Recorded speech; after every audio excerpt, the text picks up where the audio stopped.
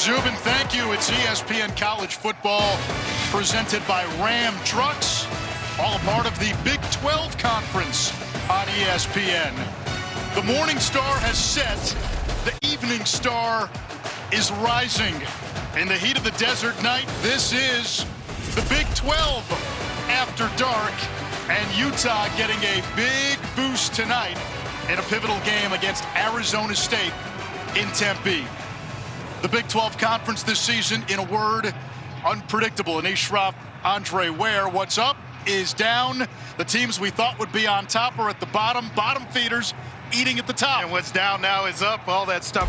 Teams that were picked to finish at the top of the Big 12, now at the bottom. It's just kind of been college football all around the country, but especially here in the Big 12. Utah was the preseason pick to win the conference, and Paul Carcaterra, they still are the team to beat. If their quarterback is right, it sounds like he is.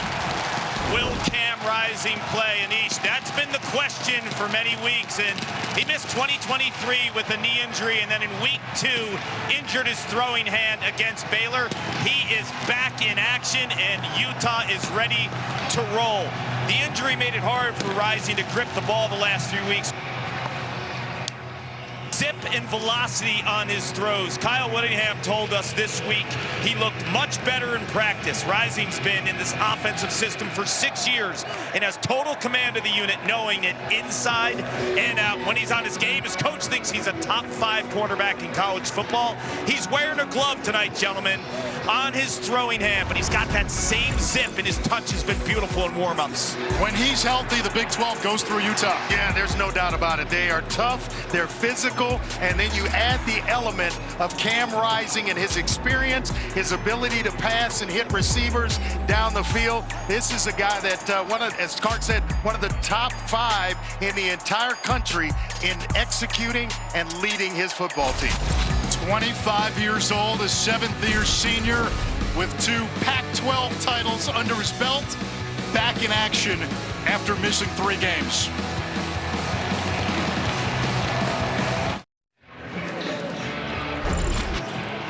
Arizona State was picked to finish last in the Big 12. They are much improved, and this running game is for real. Yeah, you talk about Scadaboo, and a guy that can run between the tackles, can hit home runs for you. He's just super tough. That's what he brings to this Arizona State offense. They can rely on him. He's dependable. He doesn't turn the football over, and he just runs hard. Can he hit the home run? Absolutely.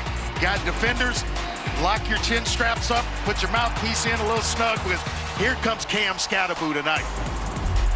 Last time out against Kansas, 186 rushing yards, almost 7.5 per carry. Second in the Big 12, 6th nationally in rushing yards. Parker Lewis to kick off for Arizona State, who won the toss and deferred. And Money Parks back deep for Utah. This one sails out of the end zone. The Utes on offense first. And here comes Cam Rising to lead this Utah team on the field. Missed 3 games with the hand injury, as Carcaterra told you about. This is a guy, when he's right, Kyle Whittingham says is one of the best quarterbacks in all of college football.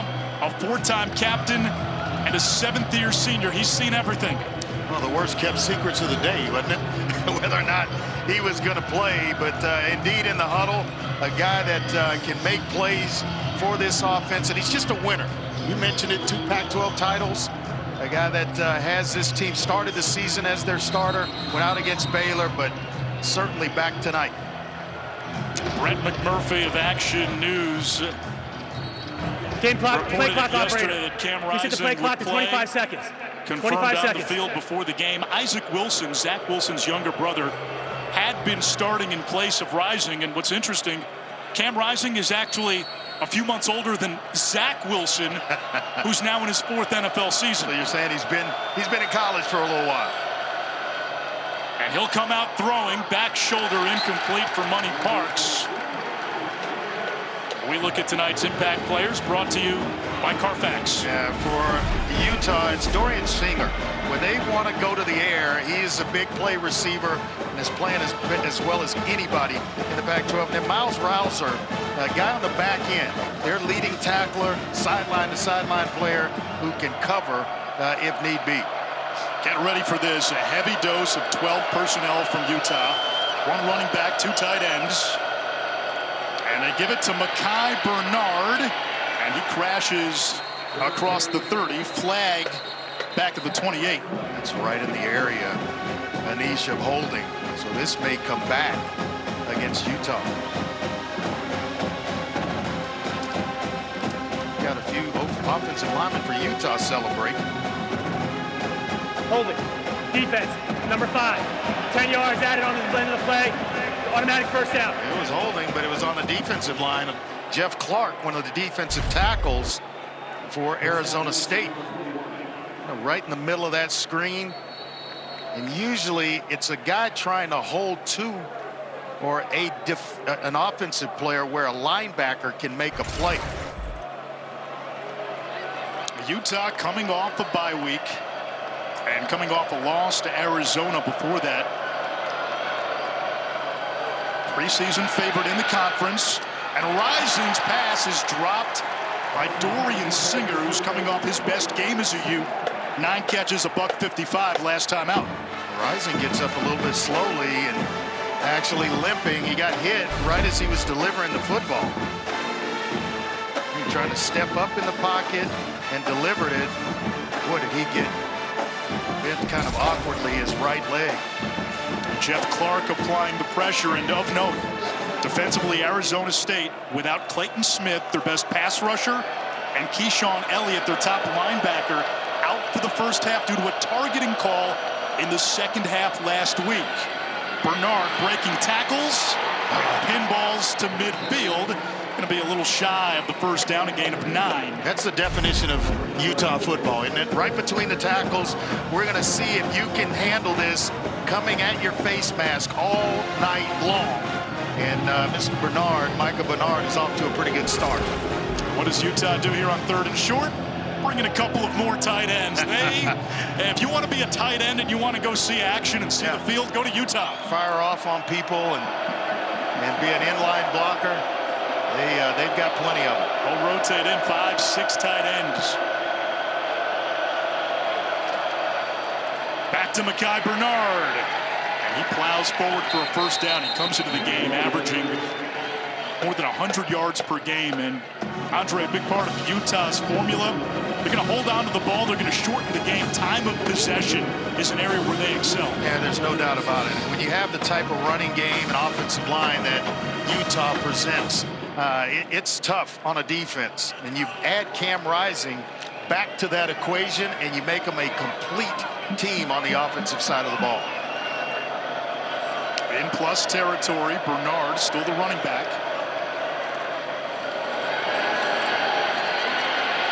Rising checks down to Bernard. Spin cycle and bottled up by a host of Sun Devils after a gain of 9. When it comes to time of possession, Utah #2 nationally, #1 in the Big 12. In a win against Oklahoma State earlier this year, they had the ball for more than 42 minutes. It's hard to believe that somebody, they possess it 35, almost 35 and a half minutes per game. There's one team out there that is actually a little bit better than Utah. It's crazy. But, you know, you start looking at how long they have it, it limits how long the other team's offense can be on the field. Could be a shot play here. Play action. Rising downfield into coverage and incomplete. And no flag. Luca Caldarella, the junior who only has 2 catches this season, and it's 3rd down. Big receiver, get closer to the red zone. You want to go to those big guys because of the catch radius. Just kind of navigating his way through zone coverage. Jordan Crook, the linebacker, does a heck of a job in coverage of just kind of trailing Caldarella through his route.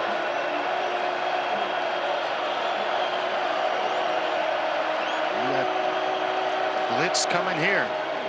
They hand it off and pick up the first down. That's Brant Kuithe, their tight end. He will carry the ball occasionally, and they use him in a number of ways. Another seventh-year senior.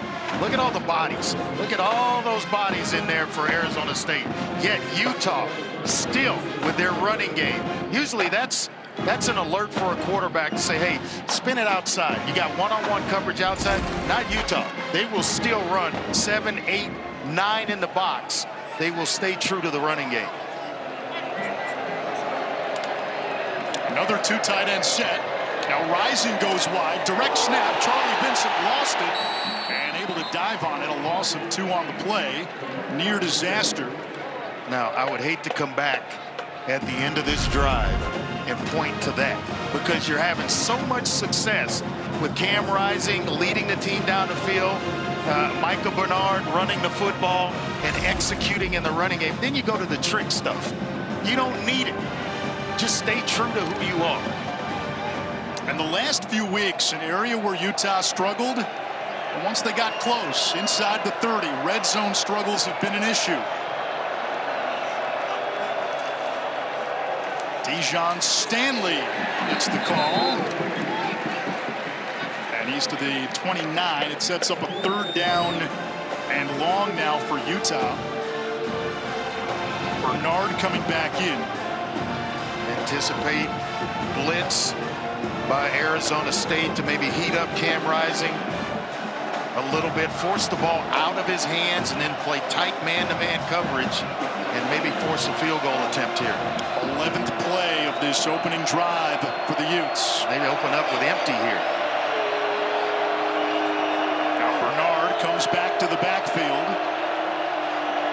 Sun Devils bring pressure. Rising, incomplete for Bernard. It's 4th down.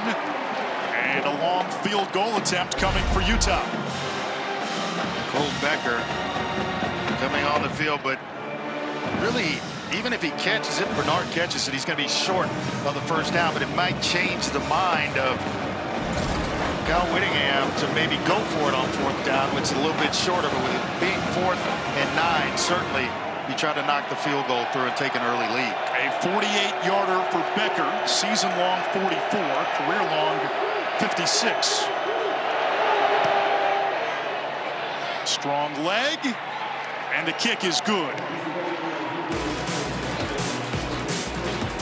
12 plays, 46 yards, a little over 5 minutes. Utah on the board first in Tempe.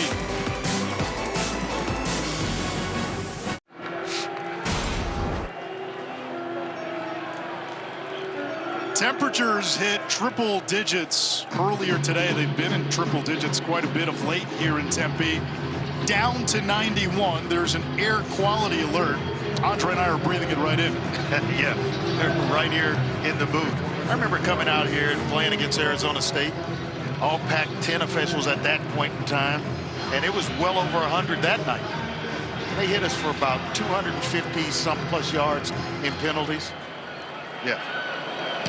Go figure that one. You were hot and you were hot. Hot and job. Jake Smith navigates across the 20. Nice out of bounds at the 26-yard line. Arizona State on offense for the first time today. Their quarterback, the redshirt freshman Sam Levitt, 4 touchdown passes, a career high last week in the win against Kansas. Began his career at Michigan State.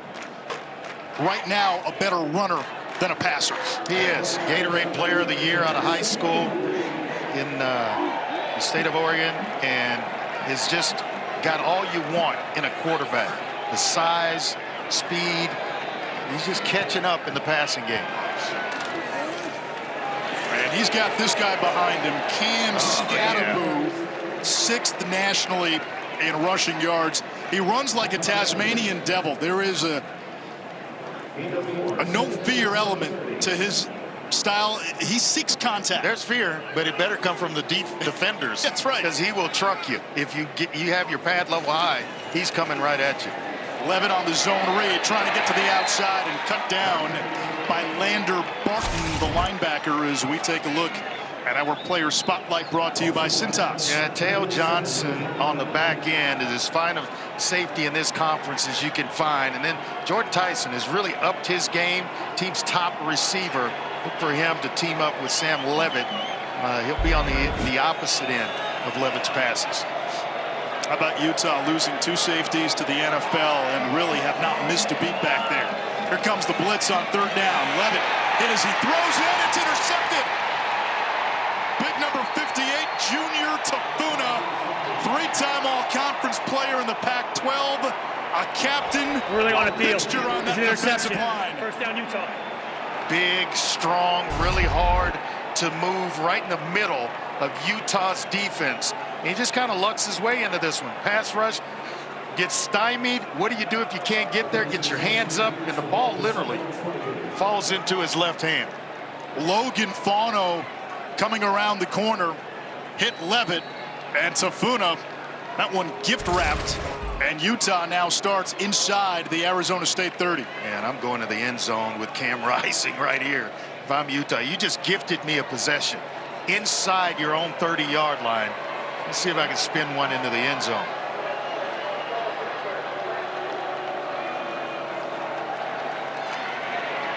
Screen pass low and at the feet of Bernard. Rising doesn't look right. No, he doesn't look right. You go back to this injury. Let's go back and take a look. Earlier in the game, he got hit by Jeff Clark and rolled his right ankle and knee under his body. And he has not looked, Anish, the same since. He's been throwing gingerly ever since. Just kind of can't really plant, and that's the foot that you plan on is your right ankle, and you drive the ball from it. First game back from injury, he's 1 for 6. Hand off to Bernard. Tips the shoulder and picks up about 4. And remember, Cam Rising's injury history is extensive. That's how you get 7 years. 2020 season-ending shoulder surgery. 2021 suffered a concussion in the Rose Bowl. Tore his entire knee in the 2022 Rose Bowl. Missed all of last year. 3 games with a hand injury this year. It's like that song you sing to your little child, head, shoulders, knees, and toes. He checks off all the boxes. Yeah. Such a competitor, though. Such a talented player when he is healthy. Here's pressure. Checks down. Money Parks tackled in space by McCullough. Getting the start today for Arizona State with Keyshawn Elliott, the normal green dot, out for the first half due to targeting, and it's 4th down. And these were some of the struggles Utah has had of late. You have a chance to get 6, you're settling for 3, or in some cases, the last few games, not getting anything. Really had been bad on 3rd downs, 32, almost 33% on 3rd downs, but just unable to execute early in games on 3rd down. Becker hit from 48, this from 40. And he's able to put it through. 6-0 Utah. They get 3 off the ASU turnover.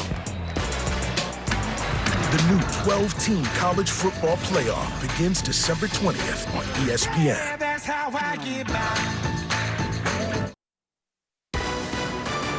ESPN College Football is presented by Ram Trucks, built to serve.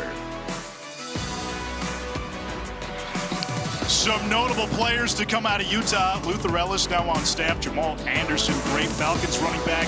Steve Smith should be in the Hall of Fame one day and will be soon. Alex Smith, former #1 overall pick in the 2005 NFL draft, played for a pretty darn good Utah team in his time.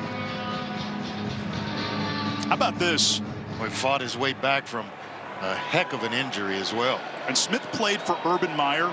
Since Urban Meyer left Utah, the only head coach they've had is Kyle Whittingham. That's crazy. What's Coach Meyer had? What, we said 3 jobs since? Florida, Ohio State, Jacksonville in the NFL. Wow. Jake Smith from his own end zone. Spiraled out of bounds near the 20. The SEC on ABC has a triple header for you tomorrow. It starts at noon Eastern. Number 7 Alabama coming off the loss to Vanderbilt. Yes, that actually happened. They'll host South Carolina, Texas, and Oklahoma. Huge surprise. That's now an SEC game. Yes. 3:30 Eastern. That'll be from the Cotton Bowl. And then Ole Miss heading to Death Valley to face LSU, battle of 2 top 15 teams. Pretty good football to be played tomorrow. Arizona State's first drive ended with a turnover. Let's see what they do from inside their own 20. Levitt over the middle. It is dropped by Jordan Tyson, who's the Sun Devils' best receiver. Had the game-winning catch in the win against Kansas last week. Just talking about him, and team's top receiver. You're not going to see him put many of them on the turf. Their offensive coordinator, Marcus Arroyo, told us Tyson reminds Arroyo of Keenan Allen, who was at Cal when Arroyo was there. Allen, a 6-time Pro Bowler in the NFL.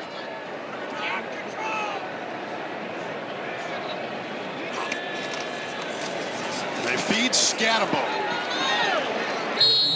Andre, you saw the first guy hit him. What did Kenny Dillingham say about Scatabo? Some of the best contact balance he's ever seen. Is when you're running it and you get knocked off balance, he can quickly get himself repositioned and get back to full speed. He is tough as they come. One of the toughest running backs I've seen, especially certainly this year.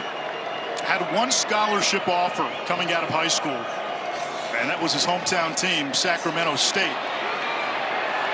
Levitt buying time, has a wide open receiver across midfield. Guillory still going. Instead of wrapping up, Utah tried the old shoulder tackle. It leads to 27 yards. Transfer out of Idaho State, fast, and he can stretch the field. And a nice job by Sam Levitt of buying some time, moving around, manipulating the pocket, and then all of a sudden Guillory comes open for him. Here's Scatabo up the middle.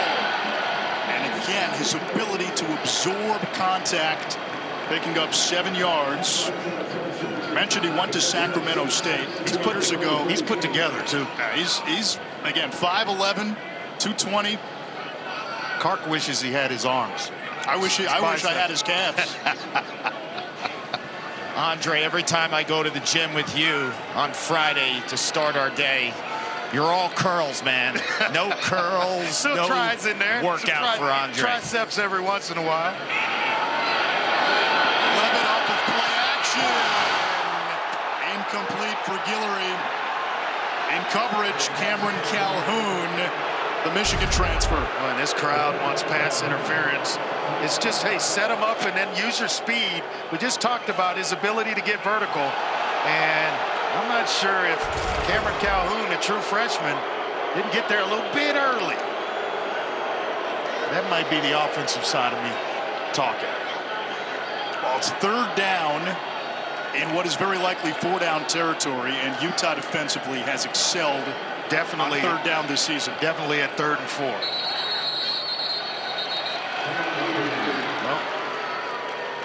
Well, usually that's a false start, and that's going to be tough. False start. Offense. Number 77. 5-yard penalty. Still 3rd down. Hey, Kyle Scott, the junior college transfer from Riverside City College.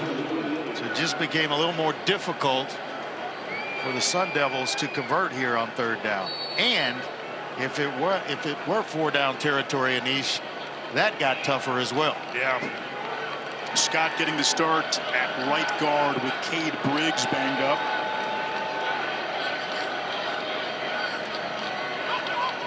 And some man-to-man coverage. 5 transfers on that O-line. Utah brings pressure. One of the best at getting to the quarterback in the Big 12. Levitt has great ability to improvise. He does so and moves the chains.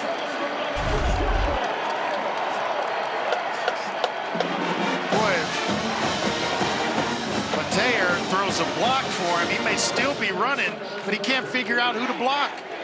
You got to block somebody, big fella. Block someone. You're reaching, but you're just not blocking anybody. Quarterback's fighting for his life and trying to get the 1st down, but Big number 7 out in space, not blocking a soul.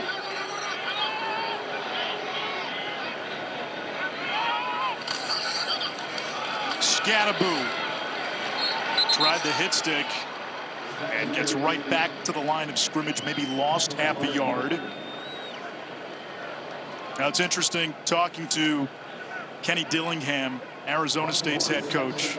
He wants to fashion this team and this program under the pillars of physicality and toughness. And I said, that sounds an awful lot like Utah. And he says, oh yeah, we want to copy them. I want to be Kyle Whittingham in 20 years. We want to emulate and become the type of program Utah currently is.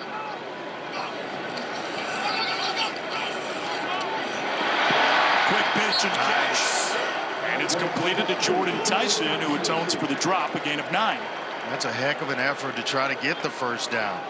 He also mentioned Mike Gundy and his tenure at Oklahoma State. And he's been there a long time. He talked about the toughness of the teams that he's put together there, along with Kyle Whittingham in Utah.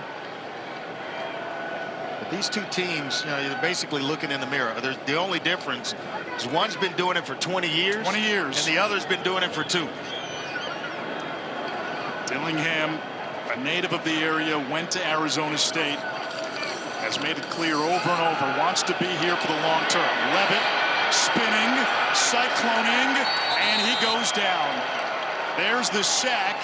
It's Jonathan Hall for Utah. Again, the Utes lead the Big 12 in sacks per game. Yeah, they do a nice job crowding the line of scrimmage and then making their way to the quarterback. Eventually someone comes free. It seems like every play for this Utah front 7. I think Levitt may have been waiting on Tyson to turn up the sideline. He took forever to get to the numbers before turning up the field. Arizona State's kicking game is very much in flux. Karsten Kiefer is the place kicker today. Ian Hershey has struggled. That's why they're going for it here. Levitt under pressure. Chased. He's got room to run.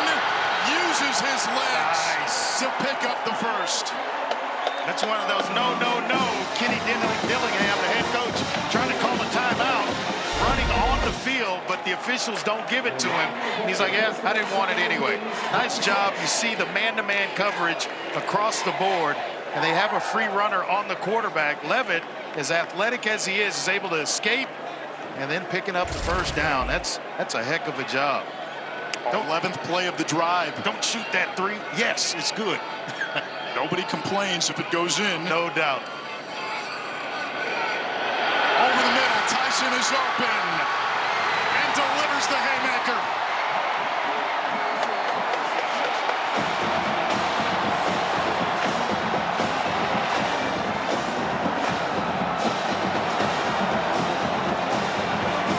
Well, you love it when the impact players show up. Jordan Tyson up the seam, a nice route, readjusting, and then getting in the end zone. Anish, when you can hold and force field goals, and you go down and score touchdowns, the game becomes easy. It's an improved Arizona State team. They had an early win against Mississippi State. PAT, no good. Karsten Kiefer can't put the Sun Devils ahead. The kicking woes continue, but Tyson gets Arizona State on the board. A nice job of picking up the first down by Levitt, and then Tyson with a catch and delivering it to the end zone.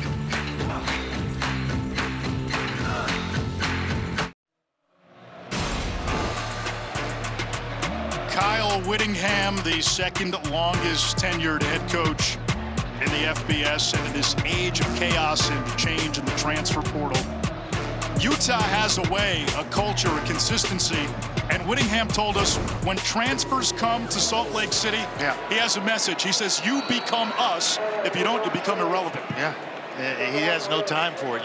You adjust to the culture at Utah or get on down the road. And no hard feelings. But it's exactly why his teams play with that toughness that we've been describing for most of this game. Arizona State with the youngest head coach in the Power 4, and Kenny Dillingham. And you can tell there is youth about him. When we spoke to him the other night, Andre, he dropped a Flow Rida lyric on us. Yeah. He was telling us he's in the upper half of Madden players on the team, and he's the head coach. That's got to be fun for the guys on the team when you can take on the head coach in Madden. He says he's got nothing for NCAA 22-25, though. He said he knew the Madden playbook in and out, years of practicing. Quick out, incomplete for Keithy, and Cam Rising still doesn't look right. He doesn't, Anish, and in warm-ups, he was moving really smoothly, I thought. Now you just don't feel like he's getting his feet set, and Isaac Wilson, their backup, was warming up, throwing the ball around. Andy Ludwig, the head coach, said Wilson can make all the throws, but keep in mind, he's a true freshman. He's gonna make some mistakes. He's a sponge, but Rising's their guy. Just don't feel like he's right. Double tight end set, 2nd down and 10. Mekhi Bernard bottled up after a gain of just a yard. Well, that looks Caleb McCullough with the stop, 3rd and long. That looks a lot like Utah's defense. A lot of jerseys around the football. They take great pride in getting bodies to the ball. And then when you get there, trying to get it out. Arizona State +3 in turnover margin on the season. That's 4th in the Big 12. That'll keep you in the running. And Arizona State can get after the quarterback as well. And I would bring it right here with a unhealthy Cam Rising. A 4-man rush. Rising looking, nobody open, and he's got to flush it away. Pressure by Prince Dorba, who was banged up early in the season, but this was their best pass rusher a year ago. He can get after you. They told us, Ron Ward, their defense coordinator, told us he is the best pass rusher when he's healthy. Andre, if you're Utah, how long do you stick with Rising? I got to really examine it from here going forward, because now all of a sudden Arizona State's hot offensively, and he's just not completing passes. And so at some point, you've got to go to Isaac Wilson to see if he can give you a jump start. Maybe even, and I don't think he's gone over to have that ankle taped yet. So maybe they start there with Cam Rising, tape the ankle, give it a nice firm tape job, and see if he can play through that. If not, you've got to go to Wilson. Now Rising just 2 for 9, 11 yards, and we've seen a lot of passes. You mentioned the footwork, off target, behind guys, short of guys. And I can tell you one thing about Cam Rising. He is not going to take himself out of the game. It's going to have to come from the head coach. Now Levitt, the redshirt freshman, with Barton bringing pressure, finding Tyson, and a deep curl, good for a 1st down. How about Sam Levitt? He is starting to deal. Took the words right out of my mouth. Starting to get really, really comfortable throwing the football. I mean, guys right in his face. Nice tight spiral and on time. Kind of growing up right in front of us. Levitt decided to transfer from Michigan State to Arizona State for a reason. He grew up in West Lynn, Oregon, and growing up in Oregon, Oregon State head coach Jonathan Smith never offered him out of high school. Well, Smith got the Michigan State job. And when Smith took over, Levitt put his name in the portal, and to use that old Michael Jordan meme, he took that personally. Yeah. You didn't recruit me when I was right there in your state. First out of the half. Arizona State. More likely wanting to go there, not wanting to go far from home. What makes you believe I'm going to believe you this time around that you really want me to stay? And by the way, you're bringing your guy from Oregon State with you, so I get it. We get a timeout from Arizona State. Jonathan Smith went and got Aiden Childs to come with him from Corvallis to East Lansing. And again, for what it's worth, Childs this season, 5 touchdowns, 8 picks, 7 TDs, 3 interceptions for a 4-1 Arizona State team. 8 TDs. Just threw one the last drive when they went 11 plays, 81 yards in 5 minutes.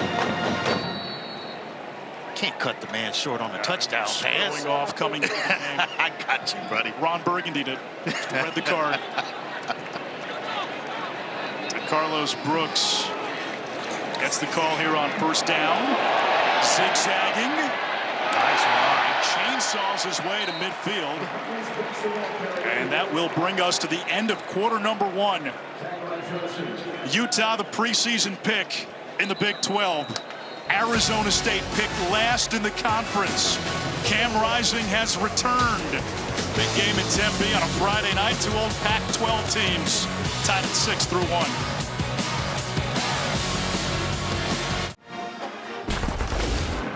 Coach, after that first touchdown pass by Sam Levitt, I saw you speaking to him for a while. What'd you say to him? Told him just be smart when we're being aggressive on certain down and distances. Put us in a situation we had to go for a 4th and 8 when we're in a 3rd and 2 scenario, right? We're going to trust you to be aggressive and throw the ball down the field, protect us. How would you categorize the play in the trenches? I mean, we're matching it right now, and we just got to keep playing hard. Thank you, Coach. Thank you. Love the message. This is Scadaboo seeking contact and moving the chains. I love that message by Kenny Dillingham with his quarterback. Because we're going to trust you, take care of us.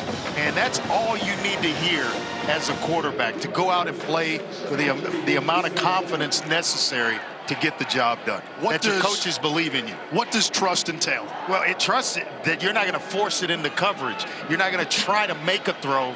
You're going to take the open man, go through your progression, and deliver the football. Everything breaks down. Use your legs like you did to convert on 4th down. Into the flat. Guess who? Scadaboo. Oh, and he trucks. Yeah, nice tackle. Lander Barton. Barton, yeah, but he got the bitter end of that exchange. You know, gentlemen, trust is also time, and I spoke to Sam Levitt this week, and he told me he's not the type of guy that opens up right away. It takes him a while to get close with relationships, and he feels like his relationship with head coach Kenny Dillingham has been spectacular because the time they spend together every single week, and coming off the field, the first guy he talks to, he doesn't go to the phone, he talks to his head coach, and they're breaking stuff down regularly. Sounds like Zeke, Art. Into coverage, dangerous throw there. Well, to Clark's point, when Levitt was being recruited out of the portal by Arizona State, he had a 4.5-hour meeting with offensive coordinator Marcus Arroyo, and it was a deep dive into film and concepts and routes. Arroyo told us normally those go about 30 minutes or so.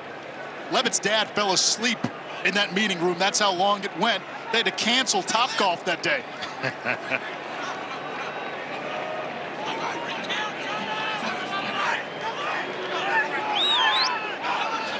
On 2nd down, a 3-man rush. Into traffic, and that is brought in inside the 25-yard line to Carlos Brooks. Barton, another stop. This was really, really close to getting to the head and neck area. Yep, it may be called down from upstairs. That would not surprise me whatsoever. I'm kind of surprised this is a play on. A receiver in the act of making a catch is defenseless.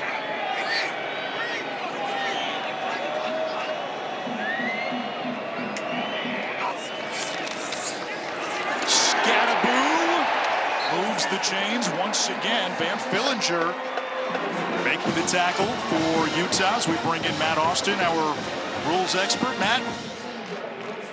Well, the big reason I don't like that last play is targeting is I don't see an attack. The defender takes like one step to his side and then leans in. He's not running. He just kind of takes a step and goes. Plus the head, I think he got him in the shoulder first, so it didn't jump out as targeting. That's why the replay didn't stop it.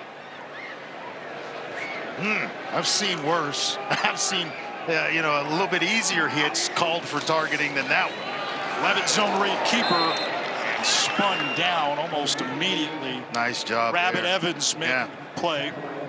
Rabbit Evans. That's a good football name. And you go with Rabbit, you better be able to run. You better be able to pick them up and put them down. Given name is Maurice. It's better and better each and every week. And I know where Jersey Village High School is. And he goes to Blinn Junior College, not very far from Jersey Village, not very far from where I live in Houston. He's got 5 tackles today. Second down, red zone chance for Arizona State. Levitt.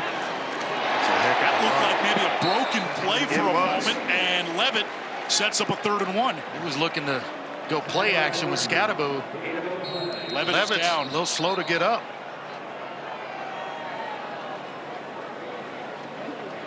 Another hard hit delivered by Lander Barton.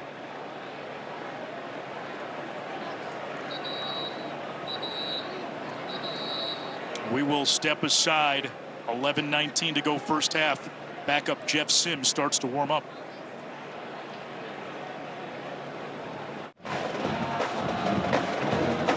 Let's go back and take a look at that hit on Sam Levitt. Broken play. He's just trying to make a play, and then he's going to get hit right around the side, kind of kidney area, and just maybe took the air out of him. If you're a boxing fan, you know how devastating a kidney shot can be to a boxer. So hopefully he's okay, and we get a chance to see Sam Levitt going forward. Jeff Sims, the backup quarterback, in, split out to the bottom of your screen as a receiver. This is the wild scat formation, and Cam Scatterbo looks like he might be a little short, and it's going to bring up 4th down and less than a yard. I got to believe with their kicking challenges that they're going to just dial it up and go for it again here. Jeff Sims started his career at Georgia Tech, opened last year as the starter at Nebraska, now at Arizona State, and it's going to bring up 4th down.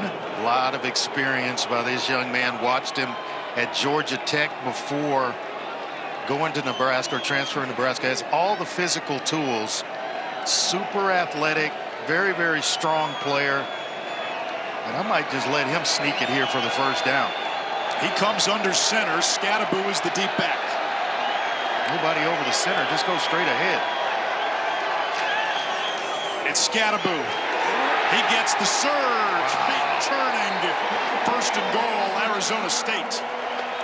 Excellent run between the tackles. Super tough. Can he carry the load? Absolutely. They just keep giving it to him. There's no touch count, but he's super tough, super durable. And that move right there, he just kind of sidestepping 2 Utah defenders on his way to a 1st down. 12th play of this drive for the Sun Devils.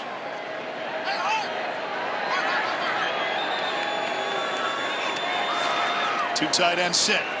Scatterbo.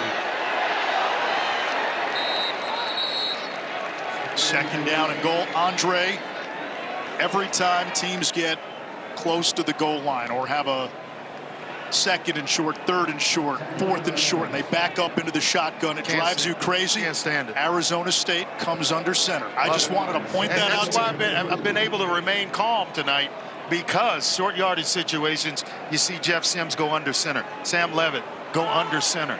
It doesn't allow for the penetration that that defensive lines, linebackers blitzing can have. And then as we say that, they go right back to the wild scat. Wild scat. But at least he's coming downhill with it. And before the play, we get a whistle, a timeout. For the snap, 2nd charge, timeout of the half. Arizona State. 30-second timeout.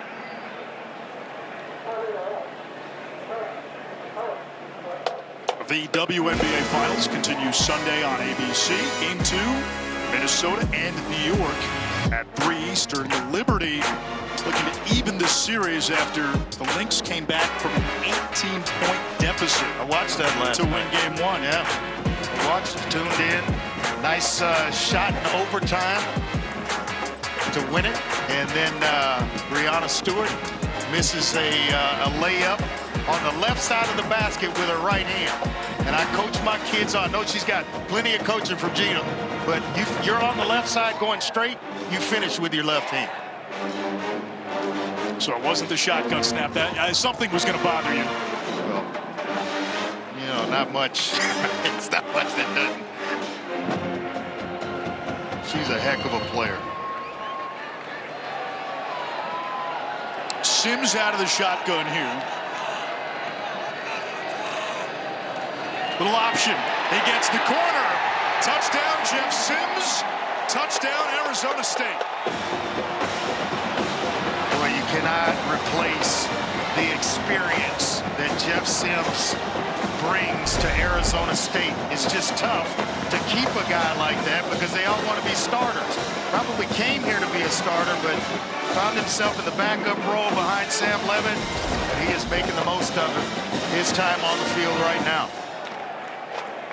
So after Karsten Kiefer missed the first PAT for Arizona State, Ian Hershey will try the extra point. He had been the starting kicker and had some issues with lift on his kicks. That time he gets it through. The PAT is good, and it's 13-6 Sun Devils.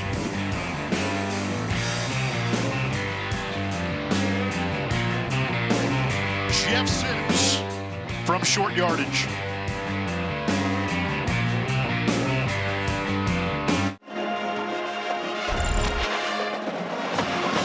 Our Friday night receiver, Micah Pittman, who at the age of 18 was surprised by his mom with a trip on a cruise. That trip opened his eyes to travel more and see the world. As a result, Micah thought, what a better way to see new places than be a pilot. He decided to go all in and work towards his private pilot license. He spends, on average, 14 hours a week in the air and extensive time studying towards obtaining a commercial license and being a certified flight instructor. Micah told me he's landed a plane over 500 times and has developed a great appreciation for freedom. When he's in the air, he soaks it all in and captures the beauty of the environment. I want him on my flights, just in case we need him. Comes from a big football family. Older brother plays for the Colts. An outstanding wide receiver, big return here. Big hit at the end of the play. Parker Lewis, the kicker, delivering the blow to Money Parks. Parker Lewis kind of had to act like you've been there before you get a flag thrown on you. It's kind of hard. That's kind of hard for a kicker. Yeah, but you got to reel it in, man. He's turning, facing the bench, all of what would normally get him a flag thrown. Utah's going to stick with Cam Rising. First game back after missing 3 with an injury to his throwing hand. 2 for 9, 11 yards. Took a big hit early to the lower body. Utah has been stagnant on offense. Mekhi Bernard.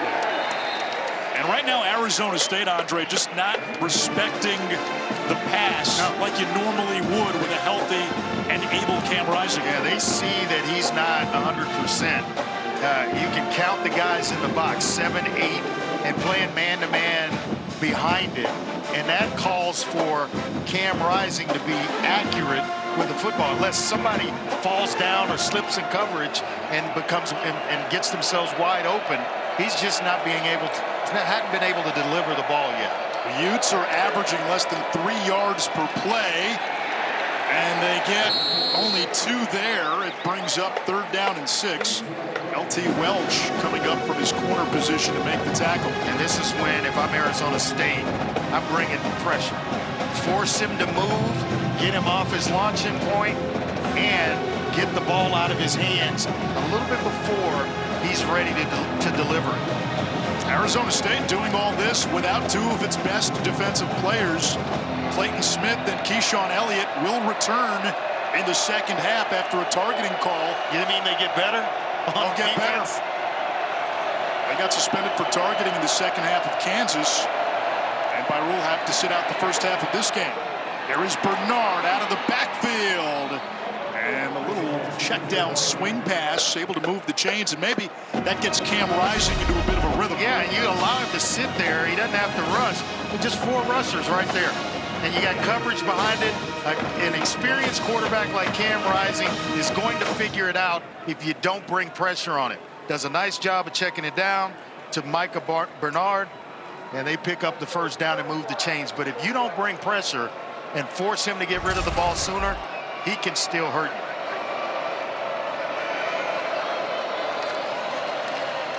Mekhi Bernard again, big hole, stays on his feet, zigzagging, and brings moves it inside the 35 of Arizona State, a pickup of 20. Well, that's huge. Nice job of blocking up front and finding holes behind big Keefe, the tight end, Brant Keefe, and then Bentley as well. They do a nice job of pulling offensive linemen around. Bernard is he's a pretty good back. He's playing at a very, very high level. And Keefe, the tight end, tore his ACL on this field 2 years ago. Missed all of last season. There's Bernard. Arizona State penetrates. No gain. Zach Swanson. They really feel this D-line night and day from a season ago. Man, they got depth. C.J. Fight and Jeff Clark inside at defensive tackles. You mentioned getting Clayton Smith back in the second half. Dorba has gotten to Cam Rising. We've got a couple of pretty good linebackers to round out this front seven defensively for Arizona State.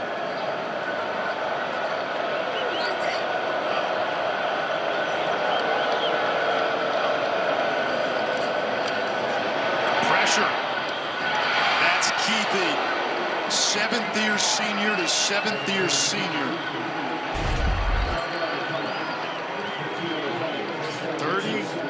38 consecutive games with a catch is Brant Keefe.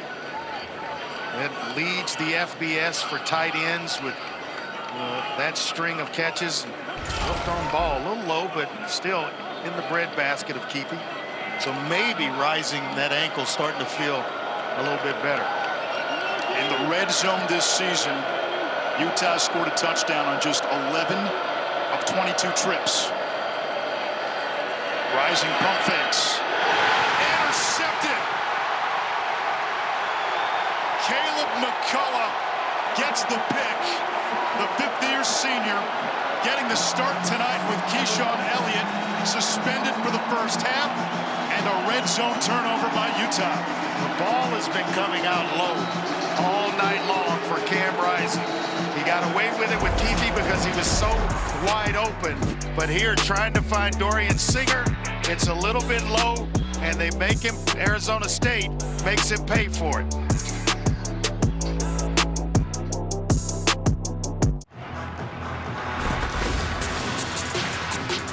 The weekend menu is brought to you by Dave & Buster's. What is at the top of your viewing list here, Andre? Oh boy, I gotta go Texas OU. And then followed by a late one with Colorado, Kansas State. Alabama coming off the loss to Vandy. No, don't sleep on that Vandy, Kentucky game. You know what, though? Doesn't that feel, as we get a flag, doesn't that feel as the ultimate hangover game? Offense, number 8. They were marching the first post down Broadway. Like Kentucky does work this week. I could see that happening. They're not sneaking up on Kentucky this week. There's no doubt about it. None. And it becomes one of those old coaching adages. How do you handle success? And everybody's singing your praises. Jeff Sims, the backup quarterback, is in. A lot of season left to be played for the Doors. They've been pretty good this year. Yes, upset they have. Missouri, beat Virginia Tech. I'm just saying, you can't go celebrate that win over Alabama as if the season's over. Gentlemen, Sam Levitt is in the locker room, and he looked like he was in a lot of pain in that midsection area. He was holding it, had a towel over his head. This kid is tough as nails and played a lot of defense growing up. His father, Jared, was a linebacker at BYU. His brother, Dallin, is a safety right now with the Green Bay Packers, and he told me he loves the physical aspect of football and has to learn how to slide a little bit more. But, Andre, that play wasn't the type of play. It looked like a busted play where he didn't even have an opportunity to slide. But he's in the locker room. I'll give you updates in a bit. Meanwhile, Sims, a veteran quarterback who's played a lot of football, gives Arizona State some breathing room. It's Tyson with another catch. 4 catches, 62 yards in the half. It's, if you want success, you've got to have an experienced backup. You don't normally get that in today's transfer portal world, but Jeff Sims is the right answer. If you got to go with someone, and Sam Levitt's in the locker room, as Clark just told us, Jeff Sims, pretty good option to go to. Coaches will tell you quarterback depth in this day and age maybe the hardest position to find it. If you have it, it doesn't last long. Skattebo fights his way to the 29. Andre, if you look at the top quarterback rankings on the ESPN 300, go back a few years. You would be shocked how many of those top 10, top 20 quarterbacks have transferred, end up at a different school. Yeah. More than half. I believe it. I can believe that. Think of all the Heisman Trophy winners who've transferred, right? Kyler Murray was a transfer. You have guys like Baker Mayfield. Jaden Daniels. I mean, in the last 10 years, how many Heisman Trophy winners were transfers?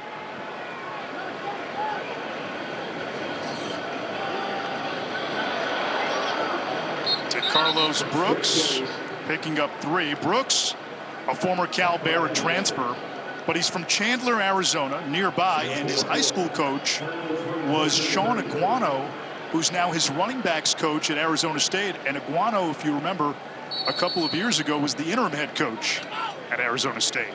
2-minute timeout. We come to the 2-minute timeout. Sun Devils with the ball and the lead. It's 3rd and 4.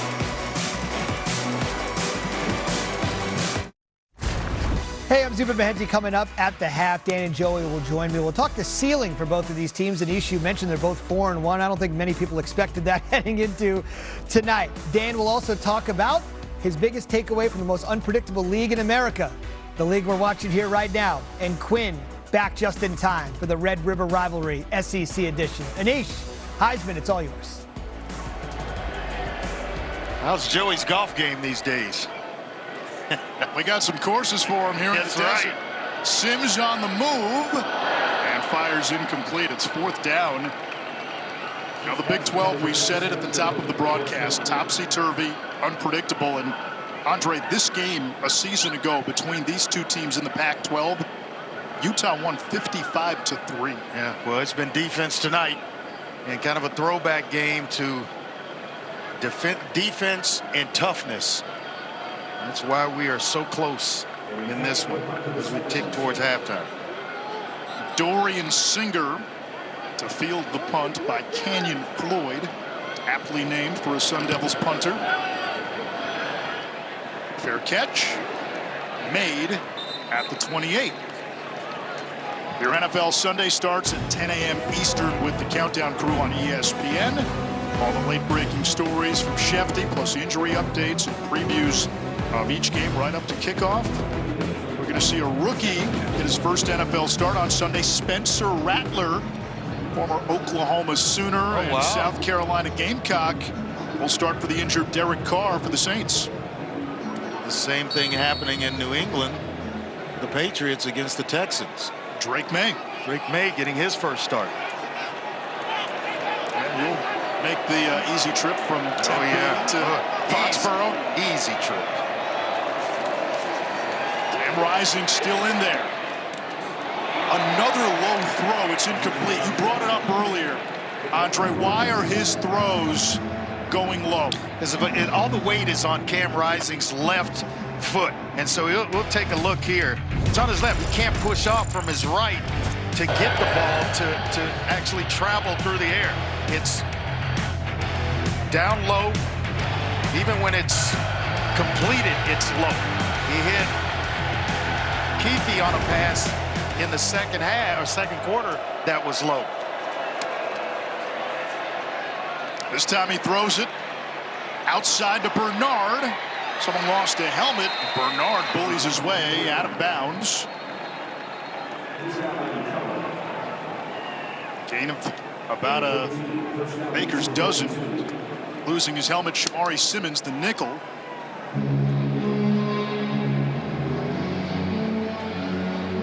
So by rule, Simmons has to come out for a play. Arizona State has one timeout. But to go back to your point, he's on his left foot, can't really drive or push off the right.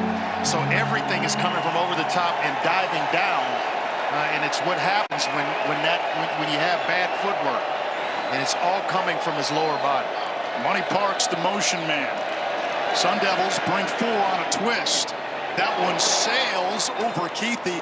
If you're the Sun Devils, I know there's not a lot of time left in the half. Do you bring pressure? I would heat the kitchen up against Cam Rising, especially on long downs like second and long, third and long. I'd bring pressure because right there, even with time, he's showing you that the accuracy's just not there because he's basically playing on one leg. Which makes you wonder, why hasn't Utah gone to Isaac Wilson? I just think it's a trust issue. You talk about 7 interceptions, and watching the film, it could have been a lot more than 7. Here comes the blitz. Rising, able to complete. There is Micah Pittman. He gets out of bounds right at the sticks.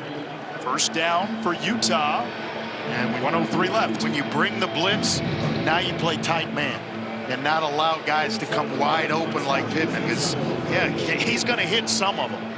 You just hope that you get in his face long enough where you blind him and he can't escape. We mentioned his older brother, a receiver for the Colts, Michael Pittman Jr. Dad. Michael, more than a decade in the league as a physical running back. Utah's got all 3 timeouts. Rising back to the air. Throws to the outside. Again for Keithy. Even the completion to Pittman was, at his waist, thigh high or so. So it's just been tough. He is a tough, gritty competitor, and he is not going to exit this game unless the coaches pull him out. He's not going to go and say, hey, I don't have it tonight. He's going to try to grind through it and push his team towards a win. Number 11, Isaac Wilson, started the last 3 games.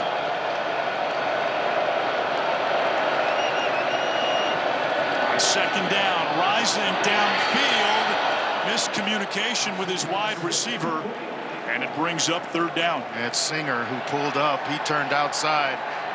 Rising thought he was going to go ahead and run the fade, and that's the tight man-to-man coverage that when you blitz, that's what you want to see on the back end. Guys right in the neighborhood, because if the ball's thrown low or inaccurately, then you've got a chance for an interception. He's already thrown 1 tonight. Let's see if the Sun Devils bring pressure, showing coming. Blitz. They are coming. Play clock down to 3. Here comes the blitz off the edge, Rising down the sideline. It's caught all the way inside the 15.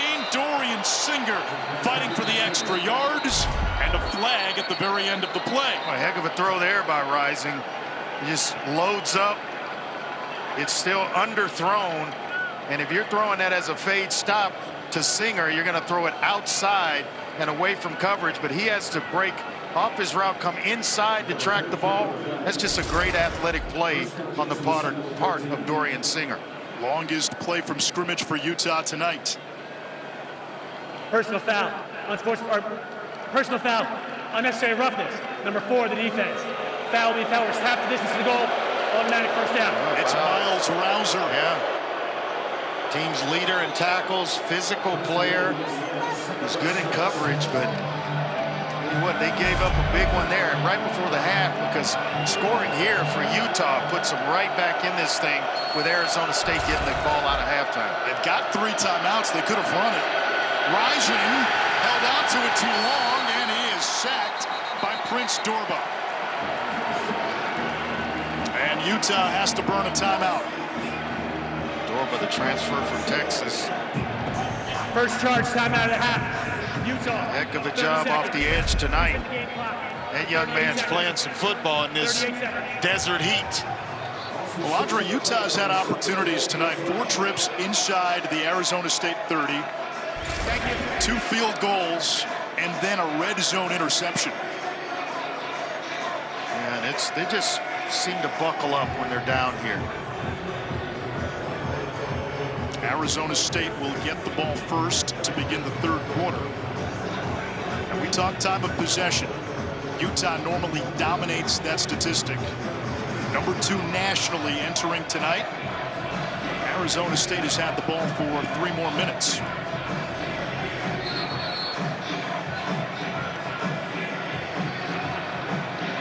Rising's a competitor, isn't he?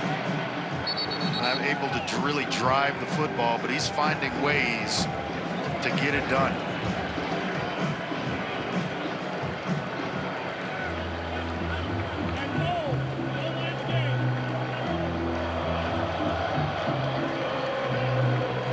I think they're drawing up. Something to get these big tight ends involved. Keithy with his 38th game in a row with a catch. Now Rising goes wide. Keithy's taking the snap. Take the snap. He's got a few rushing touchdowns to his name. Arizona State all over it. And he is gang tackled. Kyle Whittingham running onto the field to call a timeout. It brings up 3rd down. That question in the coaching of who carries it, who doesn't, but you got a pretty good running back in Micah Bernard. I don't know that a Second charge, time out of the half. long tight end like that, 30 seconds. that's your best option going between the tackles. From the 12-yard line. Yeah, exactly. Keithy has 5 rushing touchdowns, which is the most among FBS tight ends. And again, the inability to finish drives, that was an issue in their loss to Arizona. It's reared its head a few times this season. They certainly did in their last game, as you mentioned, against the Wildcats. Utah's coming off a bye. Arizona State played Saturday night against Kansas. Sometimes, you know, I never liked bye weeks, because when you get in a rhythm of playing every week, and all of a sudden now you got to sit and you're watching everybody, you want to play, and sometimes just that bye week throws you off. It's good for getting healthy, or getting yourself back healthy. We got a timeout before the snap. You saw Utah go empty. Arizona State did not like the defensive alignment. Arizona State. Kenny Dillingham with 31 seconds uses his final timeout. They didn't like it because Singer was wide open in the slot, and so luckily Kenny Dillingham was able to get a timeout called before the ball was snapped. If you're Arizona State, you hold Utah to 3 here.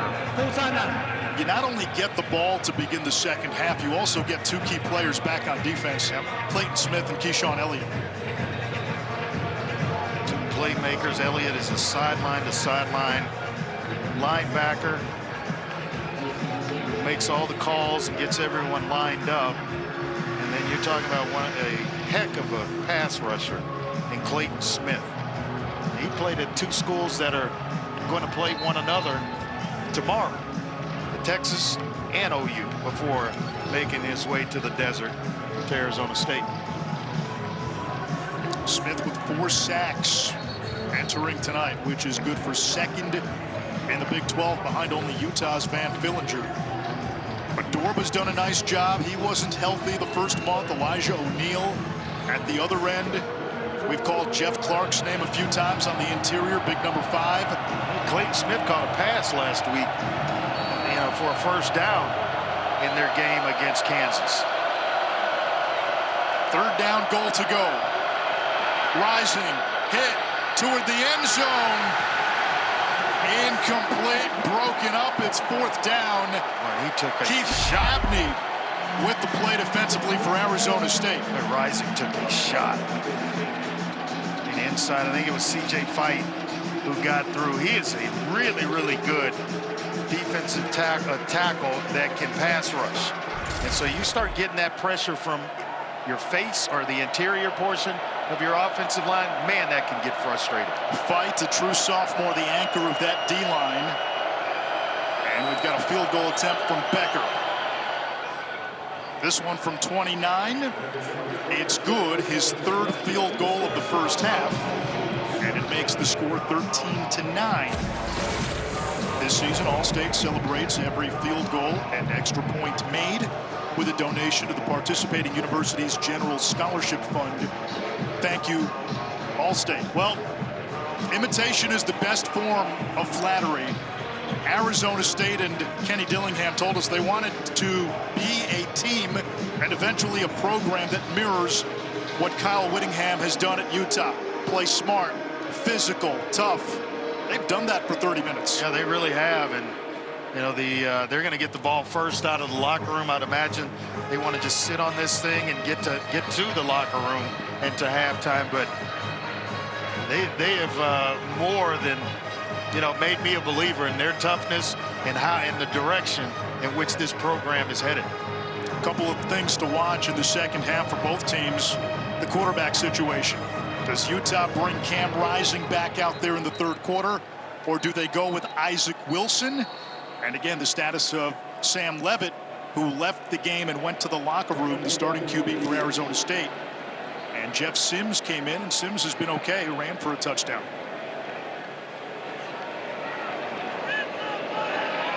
Jake Smith will let this bounce. Arizona State ball from the 25, and they will likely take a knee.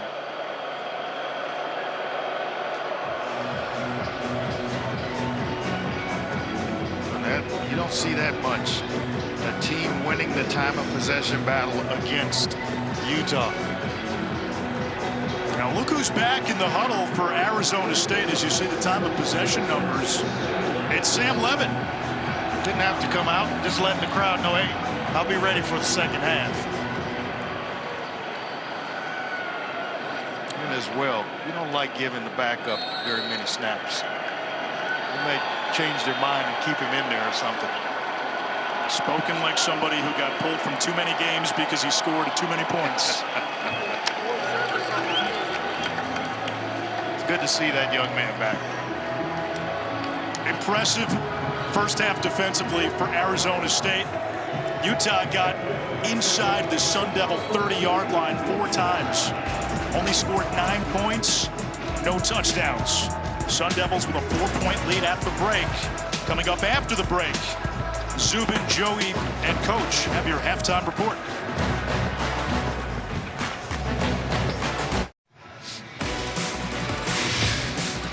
Welcome back to ESPN College Football, presented by Ram Trucks.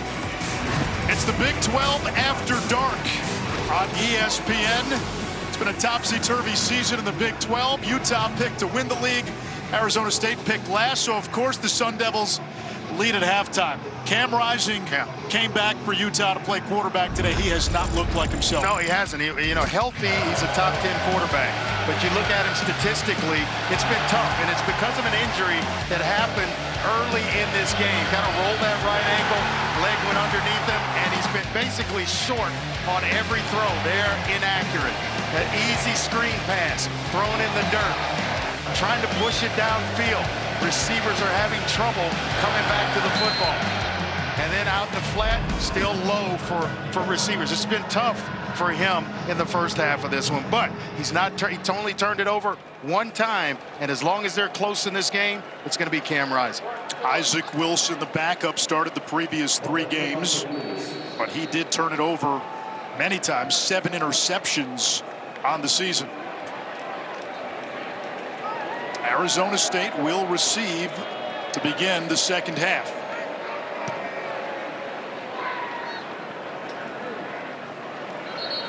And it's time for tonight's American Express game track.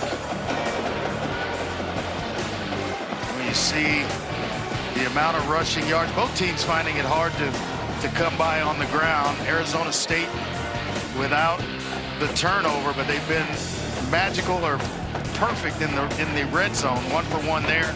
And I think the thing that blows me away most about this, the time of possession. You know, over 3 minutes more for Arizona State than Utah. Utah number 1 in the Big 12 in that category. On first down, Sam Leavitt throws incomplete for Xavier Guillory as we check in with Paul Carcaterra. Well, Nish, you saw Sam Leavitt go into the locker room in the second quarter. He's back in action. I spoke to Kenny Dillingham, and he told me that he was fired up at halftime. He's got the adrenaline flowing right now. 0 limitations in terms of his injury. Coach also loved the defense. He said, we're stopping the run and making it hard for them to score. 4 of Utah's 5 possessions inside the 30-yard line. 0 touchdowns, 3 field goals. And that's been the story of the game. Levitt hands it off. Scatterboo changing direction. Lowers his head at the end and sets up a 3rd and 2. Boy, does he run hard. I mean hard. Has the patience. You know, most hard runners don't have the patience to allow blocks to set themselves. Not only does he run hard, but he allows blocks to set themselves. He's patient, and then he explodes through defenders. He goes wide here on 3rd down and 2. Maybe a quarterback run here. Levitt on the slant. It's broken up. Nice play by Smith Snowden, the nickelback. Yeah, you watch the film on Arizona State. Their go-to on 3rd and medium, 3rd and short, or slant routes. They love running them. They've got big-bodied receivers, and they think they can get across the face of defensive backs. Just a heck of a play there by Smith Snowden. And this is what Utah does well. Opponents 49% 3 and out this season. Canyon Floyd sends it away. And it goes out of bounds. We'll see where they mark it. And let's see who comes out at quarterback for Utah to begin this 3rd quarter. There is a flag just inside the 45 of Arizona State.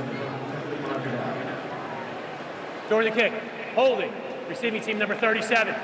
10 yards from the end of the kick, 1st down. I'm going to dig a little deeper hole for Utah in terms of field position here with that hole and 10 yards tacked onto it. Andre, you were right. Cam Rising is back out there. The problem in the first half, underthrowing receivers. Again, he missed the last 3 games with a hand injury, and the issue he had with the hand was velocity and gripping the ball. Then you saw him get twisted early in this game, and you mentioned there were issues with the lower body and the mechanics with the footwork. Yeah, and the velocity will go because you just can't grip the football. You're not throwing it on an everyday basis, and you know, like you're used to. So you'll lose a little velo there, but when you lose the lower half, that's really tough. Mekhi Bernard with a huge hole, stiff arm, and drags tacklers close to midfield for 24. Kark?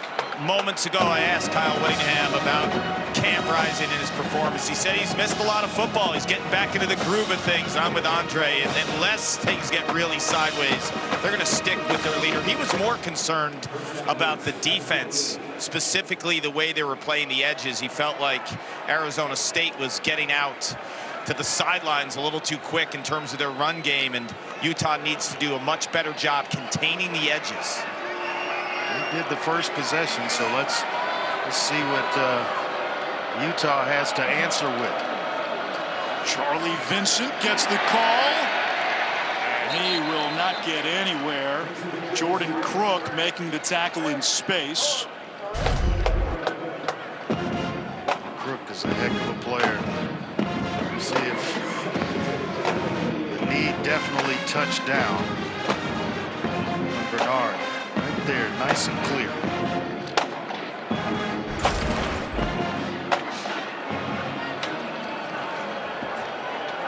Keyshawn Elliott back in there, the green dot. That means he gets the call from the D coordinator. Nothing going on for Stanley. No Grey Poupon for Dijon. It's 3rd down. And the other big reinforcement, number 10 in maroon, that's Clayton Smith, one of the best pass rushers in the Big 12. Yeah, fresh bodies galore for Arizona State. We told you in the first half they were going to get better defensively because of Smith and Elliott's return. 2 guys that had to sit out the first half because of targeting penalties last week against Kansas. Arizona State, let's see if they dial up pressure.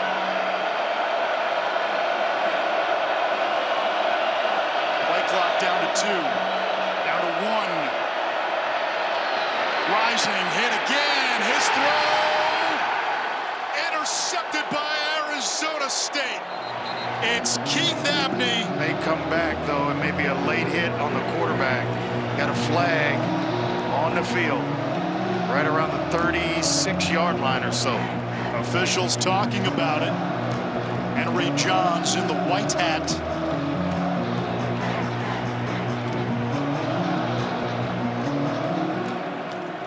Personal foul, targeting, number 10 of the defense. The previous play is under further review. Oh, my goodness. Clayton Smith just came back and played, what, couple of snaps, maybe four snaps, and already charged with a targeting. I don't know about that one, though. And if the play stands, there's a couple things to note here. If targeting holds, Smith now would be suspended for the first half of the next game as well. However, if I understand the verbiage correctly, Matt Austin, they didn't say personal foul with targeting. They called it targeting, which means if replay review overturns the call, it also wipes out the penalty, and Arizona State would get the ball. That's correct. Had they said personal foul with targeting, personal foul would have stood. And if the targeting was overturned. Yeah, Matt, are you seeing targeting or indicators? Because I'm not seeing it from the reviews that I. Yeah, Andre, I'm not either. I don't think the hit's not high. I mean, it's not to the head or neck area. At the last minute, he comes in and he does kind of give him a headbutt, I guess, for the lack of a better term, to the chest. I'm not sure that rises to the level of targeting, but I can't really see a good shot with whether he gets him with the crown of the helmet or not. It looks more like his forehead to me. Yeah, and he's engaged with an offensive lineman. Yeah, and Matt, is it forcible? That's the other part of this, right? So passer and the act of throwing the ball, defenseless player. So you're looking for forcible contact to the head or neck area. That's hard to find.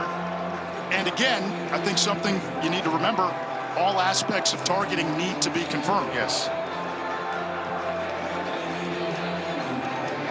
This is a big play in the game, because if replay overturns the targeting call, there's no penalty, and you default to the outcome on the field, which was interception.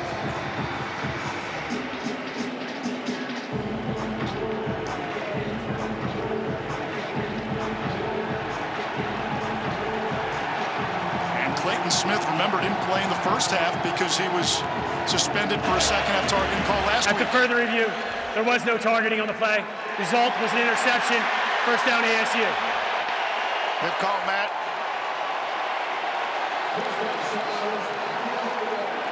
I just didn't see it. You know, it just looked like a good, solid pass rush. You're engaged with an offensive lineman, and you're trying to get to the quarterback through the left tackle, Caleb Lomu.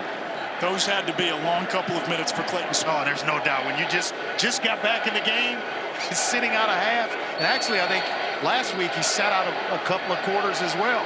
So he's about a full game, almost a full game into sitting out. First playoff sudden change. Here is Scadaboo for a yard. And it's now 2 turnovers for Cam Rising. Andre, you said if Rising takes care of the football, he'll be the guy, but he's now turned it over twice. And if Arizona State goes down and scores here, he may get one more series to impress his head coach before they make the switch to Wilson.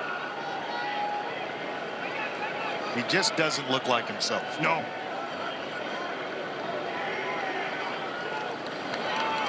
Play action. Levitt wisely throws it away.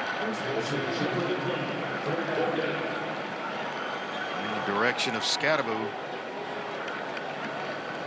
See what they do here on third down. If they get close enough to the first down marker, will Kenny Dillingham indeed go for it? Are you inclined to maybe be more conservative given how much Utah has looked inconsistent on offense?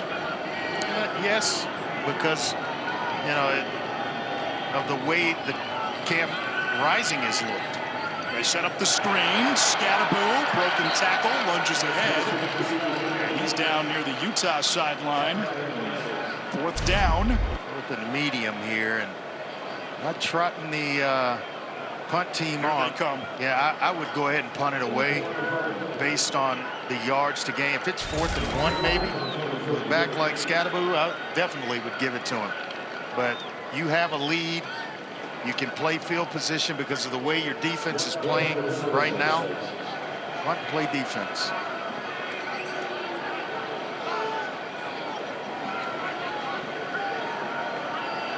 Singer waits inside his own 20. And makes the fair catch at the 21. May have had a chance to return that 36-yard kick. No return. Utah with the ball, still down just 4.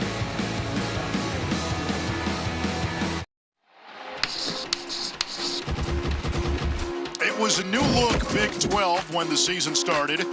Utah the preseason favorite, but the teams picked 1 through 4 entered this week a combined 2-8 in conference play.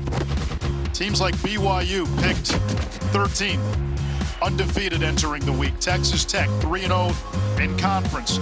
Arizona State 4-1 overall, getting a conference win against Kansas last week. It has been unpredictable, it's been chaotic, and it's been fun.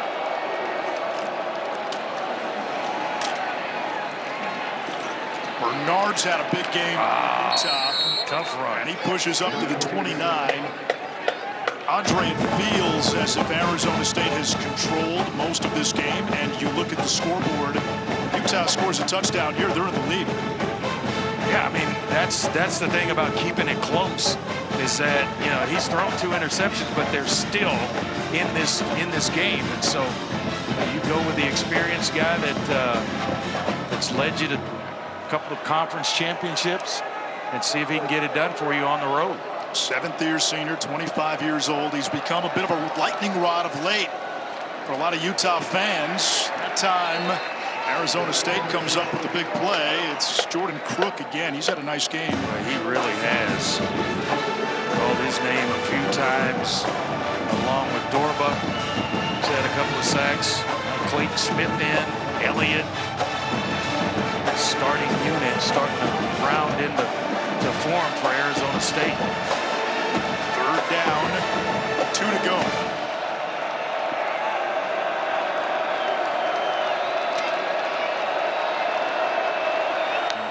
Rich Kangaiga just checked in at defensive tackle for Arizona State. More fresh bodies. Keithy goes wide. Rising looks his way, and Keithy hangs on. They've had a pretty good tradition of late of tight ends, Dalton Kincaid. Now that ball looked like it had some zip on it. You're right. They've had some pretty good players at that position come through the program.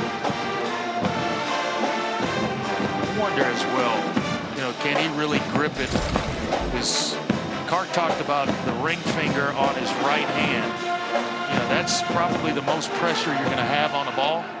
And when you can't really grip it, you can't drive it as well, along with the lower body injuries he's played with.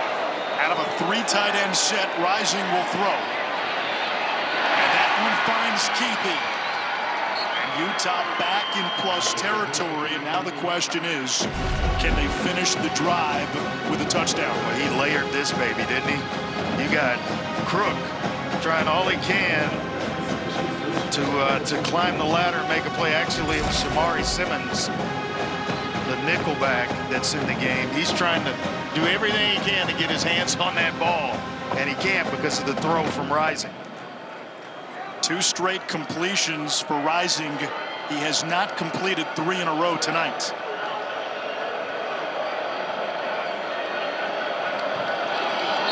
Bad snap and a flag. And a false start to go along with it. I think maybe the center jumped. Come on.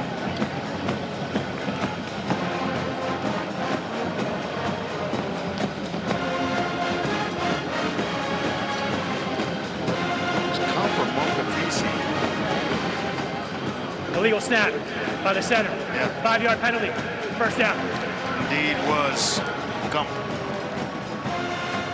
He kind of raised up like he wanted to snap it and then gave the old, no, I'm just checking to see where guys are lined up. A 5th-year senior who has started at every position on that offensive line. The right side of that offensive line as good as you'll find in college football. Yes, indeed. Center to right tackle. And a lot of the runs that they hit for big yardage come on the right side. So Dejon Stanley runs left, cuts it back across the middle. A couple of yards behind the original line of scrimmage. Caleb McCullough getting the start today. Once again, 9 tackles for Arizona State, number 22 in the room. Right back on schedule. You want to live, Anisha, second down and medium, second and short. And this drive has been a good place for Utah. You don't have to really overexert Cam Rising. You can give him some short throws and get his rhythm back as they progress here. It's still second and long. Pressure off the edge. Pocket hold. Singer wide open. Dorian Singer with a first down inside the Arizona State 30. 5th trip inside the 30. A good throw and catch here. Looking coverage off left. Knowing all along he's going to come back right, and he knows the exact route that Dorian Singer is going to run. So you look coverage off, come right back down the seam in the middle of the field, and Singer's right there for you. The timing was perfect. It's a nice spiral thrown by Rising as well. Singer is facing Arizona State for the 4th time with his 3rd different team. USC, Arizona, and now Utah. Rising, he still can't move. And Bernard was the intended target, Paul.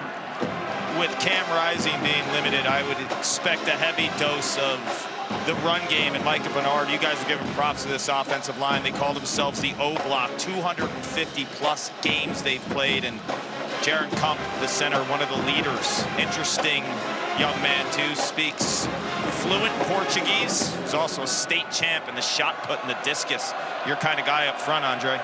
Love big guys that can move bodies.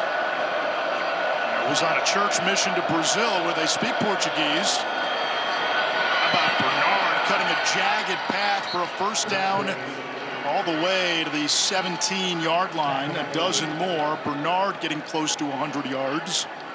He has played some good football tonight. And I'm kind of surprised that he hasn't gotten even more carries. Bernard, you see, kind of scratches and paint on the helmet. Put in some work there. He ran for 500+ yards on the 2 Utah teams a few years ago that won back-to-back Pac-12 titles. And they feed him. Why not? First and goal, Utes. Boy, is he running tough. You got another guy on the other sideline. Can't let him outshine you, can you? Scadaboo on the one side, you got Bernard on the other, and this is kind of what we expected coming in here tonight. A bunch of runs between the tackles and just, you know, which team was going to be the tougher in the trenches. That's the team that would come out of this one victorious. I tell you what, these 2 backs have not disappointed. This is about to be a study in power football. 3 tight ends. Bernard, meanwhile, north of 100 yards. Now Keithy will take the snap, Rising in the slot. 0 for 2 in this formation. For the snap. First charge, time out of the half. Arizona State. Arizona State wanted to make sure it had the right personnel. Media timeout. We'll take a timeout. First and goal, Utah. The Utes looking to take the lead with 4:12 to go in the 3rd.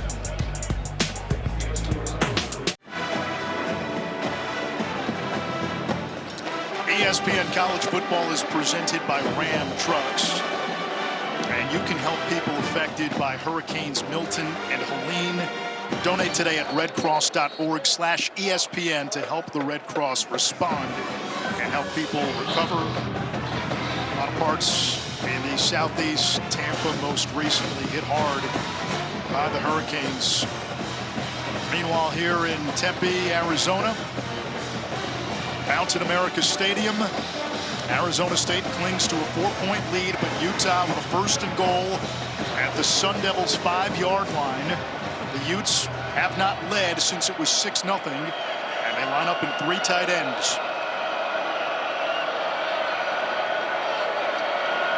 Give it to Bernard. 4 straight times if needed down here. Keithy motions right. Bernard runs that way. The thing about it is you're not going to fool anybody thinking Cam Rising's going to pull the ball from Bernard. I would just collapse on Bernard if I'm Arizona State. Now, we just talked about the right side of the offensive line. At best, you may show it to Bernard and throw the pass over the top, but I'm going right and let those guys move some bodies and figure out how to get in the end zone right here, right now. A loss of a yard, 2nd down, still goal to go.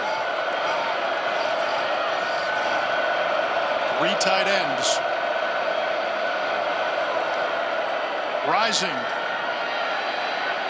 End zone. Incomplete for Keithy. Well covered. 3rd and goal. And Andre, you got to remember, Utah's been down inside the 30 plenty tonight. They have not been able to finish drives with touchdowns. 5 times and 9 points to show for it. So you're gonna win this game. At some point, you got to put one in the end zone. Is this 4-down territory? Not necessarily. It's still early in this game. You got an entire quarter left to play. So taking a field goal here to get to 1 point is okay. Again, 3 tight ends. Bernard, the running back out of the pistol. He gets the call. Behind that right side, Mekhi Bernard for the touchdown. Utah takes the lead. I like the celebration. Just dab off a little sweat, young man. Boy, he is a good football player. We talked about the strength of the offensive line, that right side. They bring in the tight ends and go that way. And Utah with a lead here.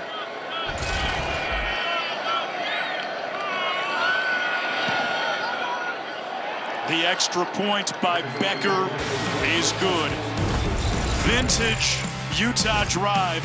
12 plays, 79 yards, 7 minutes plus off the clock. 3 tight ends, and Mekhi Bernard in for 6.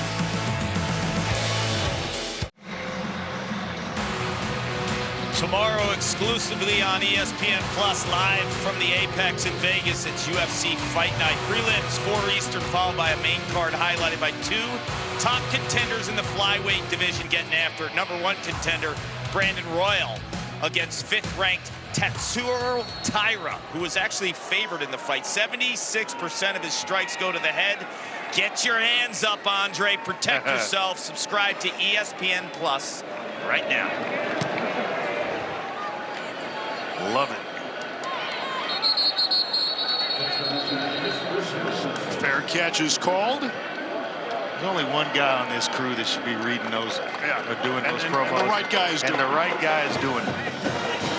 Brings some energy. Makes me want to watch UFC and boxing. Who was the guy last week, Clark, with the stone hands?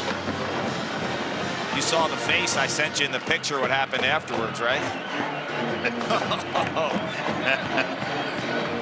Great name for a boxer, not so much for a football player. Maybe if you're a linebacker. And we get a flag. Well, you got Roberto Duran, who was hands of stone. Yeah. You touch it, you're going to sleep. Number 65, 5-yard penalty, 1st down. And that was a great time during the boxing age where Ray Leonard, Thomas Hearns, Roberto Duran, Hagler, the 4 of them getting it on. Oh, my goodness. If you ever want to watch one of the great first rounds, Hagler Hearns. Hagler Hearns. No doubt. We're in the 3rd quarter of this one. Arizona State now down by 3 after a 7-minute-plus drive by Utah. And behind the sticks, play action. Levitt fires a strike to Tyson. Speaking of boxing names, 1st down across the 40. They're right on time, partner. Excellent job in terms of timing by Sam Levitt off the play action. And then he's got Tyson crossing in the middle of the field. I tell you what, this young man's going to be something to watch for years to come. Sam Levitt. book it. And then Tyson's only a sophomore out of Allen High School, where Kyler Murray went to high school. One of the largest high schools in the state of Texas. Tyson was Colorado's top receiver as a true freshman a few years ago. Tunnel screen, but no light for Scadaboo. Now, the one thing about Scadaboo, he's not one of these running backs who's on a pitch count. He averages about 25 touches a game. You ask their offensive coordinator, Marcus Arroyo, how many touches do you want to get? Arroyo started to give you a number and then said, with him, he's an old school guy. We'll keep giving it to him. Yep. He had a game earlier this year where he had 30-plus carries, ran for 262. That's a strike to the tight end, Shimon Mateer. Close to the first down marker. He's old school. He's covered in grass stains and white paint marks all over his jersey. And Anish, every time he comes off to the sideline, he's gassed. I actually spoke to him at halftime. He kind of nudged me. He said, are the guys in the booth saying my last name right? I said, yeah, they're calling you Scadaboo. He's like, good, because a lot of people call me Scadabo. Scadaboo. Injured player is Shimon Mateer, the tight end, and he is a big part of this offense, a matchup problem. Scadaboo tonight, 46 yards rushing, 3 catches as well. Peppa is down for Utah on his knees. Simote Peppa, junior D tackle.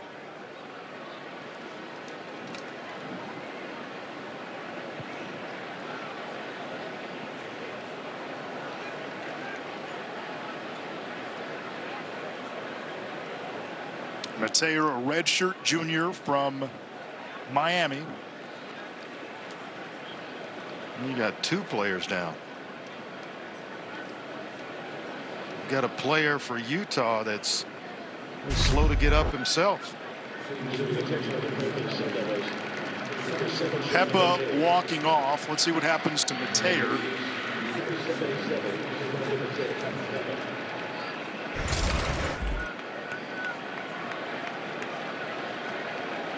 Now, one thing to remember in a game right now that is decided by a field goal. Arizona State's kicking game is very much up in the air. Ian Hershey, who began the season as the place kicker, struggled, especially with getting lift. His kicks were getting blocked. We were told Karsten Kiefer would handle most of the place kicking duties today. Well, Kiefer missed an early PAT, so they went back to Hershey, and they have Parker Lewis, who has a strong leg. Lewis handles the kickoffs. Here is Scadaboo. Contact balance, stays on his feet, and rumbles into the end zone. You want to stay boxing analogies? Rumble, young man, rumble. What a run by Cam Scadaboo. Contact balance, that's exactly what Kenny Dillingham, the head coach, told us. Yards after contact. I mean, he is taking on defenders, making a miss, and then little Derrick Henry, stiff arm, baby. What a run. And he stayed in bounds. Yes. That's all they could possibly be checking on here. Kenny Dillingham said to us, sick skills. His ability to absorb hits and stay on his feet, the contact balance, maybe as good as he's seen of any running back he's been around. And Dillingham has coached about 6 NFL backs. And Hershey may have fixed his problems because it doesn't look like any lift. He's having problems with any lift. But what about this run by Cam Scadaboo? I mean, just to hand down the balance, the speed to go along with it, just in case you were wondering about his speed. Yeah, he can hit the home run. And there are several NFL scouts here, and I can only imagine they're checking out number 4 from Arizona State. He's on the bench now. We've also seen him run on the kickoff coverage teams. And Kenny Dillingham has said that's what will get him drafted. You're a 4-core special teams player in the NFL. That's a roster spot. Yeah, I think they were anticipating an onside kick before the half, and Scadaboo was on the hands team. So it just shows you how versatile he is, how he can be used on the next level, and I think he's going to end up with carries on the next level as well. A 50-yard touchdown run, his longest rush of the season. We talked about Bernard. Hey, I'm not going to let the guy on the other sideline outdo me. What do you think Scadaboo was saying? Hey, I see you and I raise you, my man. Would not be the first duel in the desert. It is going down tonight. 1:32 to go. Arizona State with a 4-point lead on 16th ranked Utah. Cam Rising made his return to the lineup today. He's been erratic at best. 10 of 26, 143 through the air. No touchdowns, 2 picks after missing 3 games with a hand injury. But he has had the reliable running game, and he's had Mekhi Bernard. Bernard's got 106 on the ground, his 4th 100-yard game of the season. Rising will take a shot, and he overshot his intended receiver, Dorian Singer.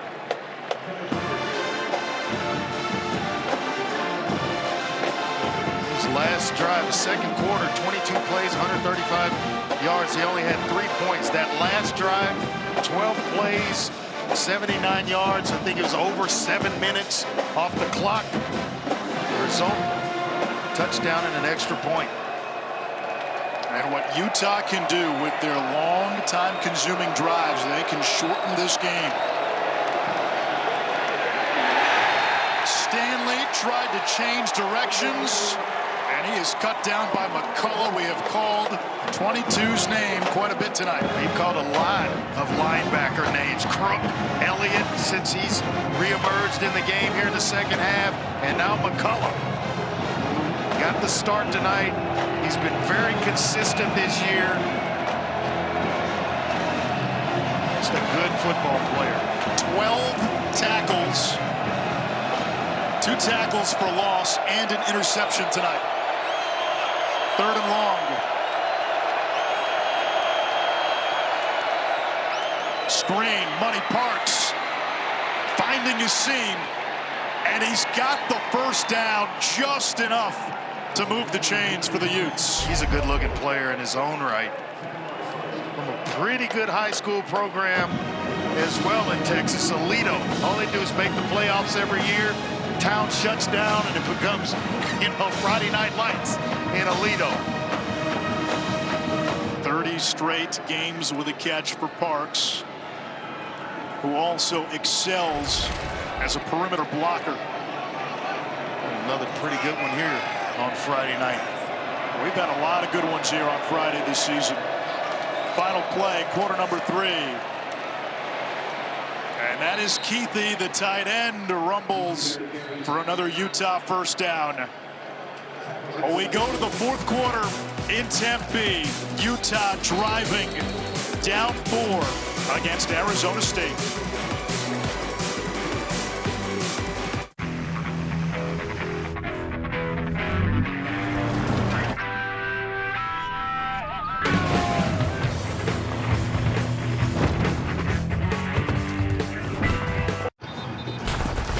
Coach, what's allowed Mekhi Bernard to be so successful in this game?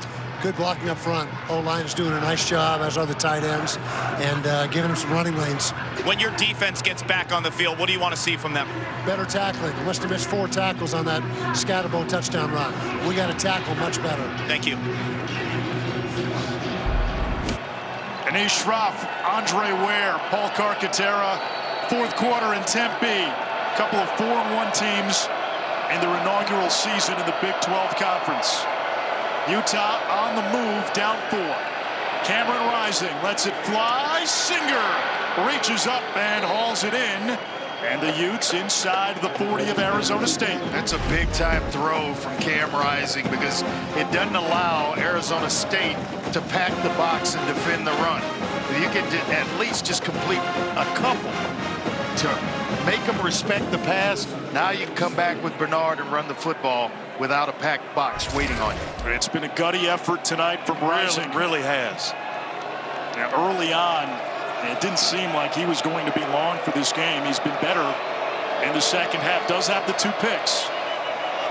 Sun Devils show blitz. They bring it. Bernard on the run play. Second level. That's the danger. You blitz the run. And Bernard picks up 13 more, up to 119. Well, they do a heck of a job of blocking a crowded box. Kind of there anticipating the run with Bernard as Arizona State, and they block it up. They bring pressure, they block it up, and once he gets through the first wave or the line of scrimmage, now it's tough footing for Arizona State on the back end to try to bring down the quality of Bernard. Cam Rising, first game back after missing 3 with a hand injury.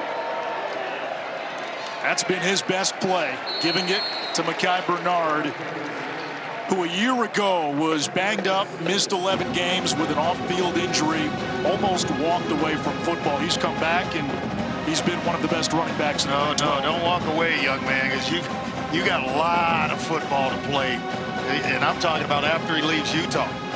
This is a guy that can make an NFL roster and play on Sundays. Tough, got the size necessary, the ability, catches it well out of the backfield. He can do it all, and Utah in the fourth quarter has had a habit. He churned it out of feeding Bernard and holding on to the ball. Almost 10 minutes average time of possession. Money Parks spun down at the 21. I have been waiting to see this all year, and I don't mean waiting in a bad way. It just seems like it lends itself to happen. Guy coming in motion, you're trying to snap it, it hits Parks. He does a headsy thing in terms of reeling it in and then turning it into a positive gain, but that is too close every single week. When you're bringing guys, I would let them clear and then snap the football rather than trying to snap it as they're going by. Near disaster and alertness from Parks. Big time. Could be 4-down territory. Bernard flagged down. Bernard stopped at the line of scrimmage. It's going to be a hold against Keefe, I think, the tight end. It's thrown right at his feet.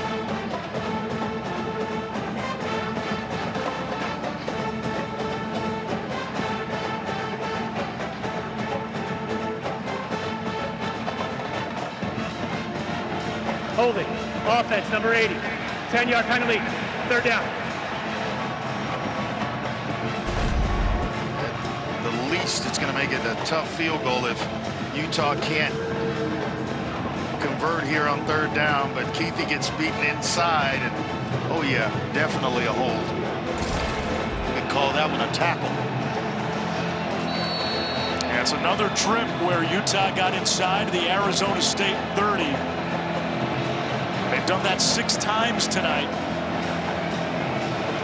3 field goals, an interception, and 1 touchdown. Dorba checking himself into the game. He's kind of been this pass rush specialist for Arizona State, so they're anticipating pass here. 4-man rush, Rising with time. Finding Bernard, gobbled up. It's going to bring up 4th down. What do you do down 4? Do you kick it here and turn to your defense, or do you go for it? With 11 minutes left, I go ahead and kick the field goal here. They are leaving the offense on the field, especially with its 4th and 8.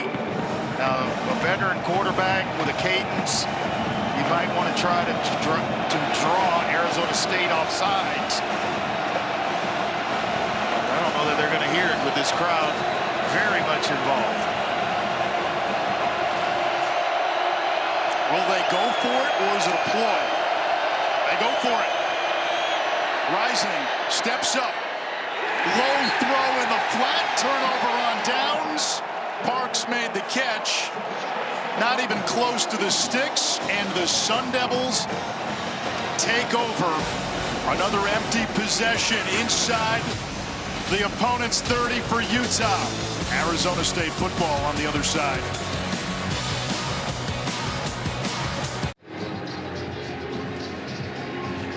Let's revisit the decision by Utah to go for it on 4th and 8.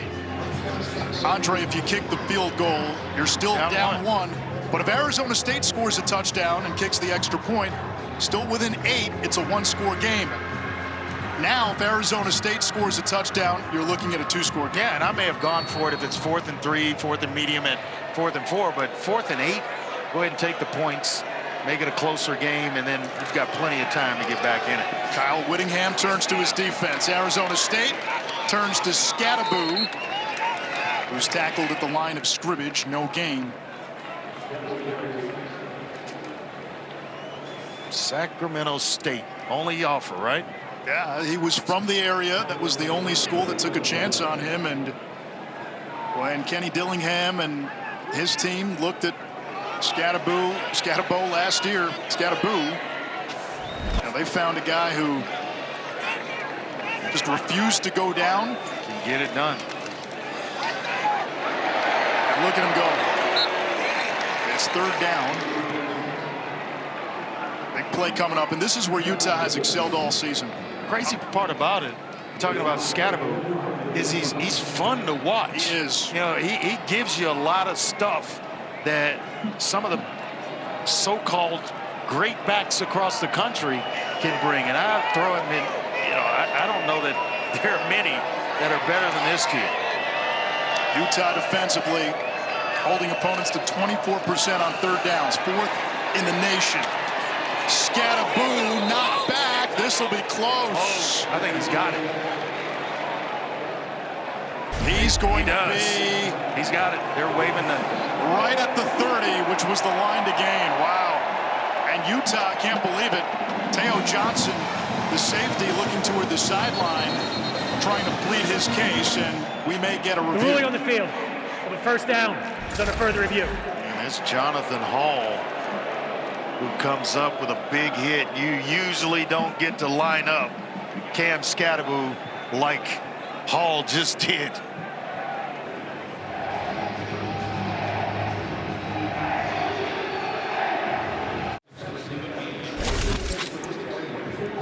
Replay correctly overturned the call on the field. As you can see, Skattebo clearly short of the line to gain, which was the 30. So now it's 4th down for Arizona State inside their own 30, less than a yard to go, and the offense is coming back out on the field.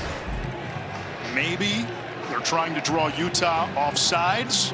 I think that's more realistic than anything, is that they're trying to draw the Utes off sides.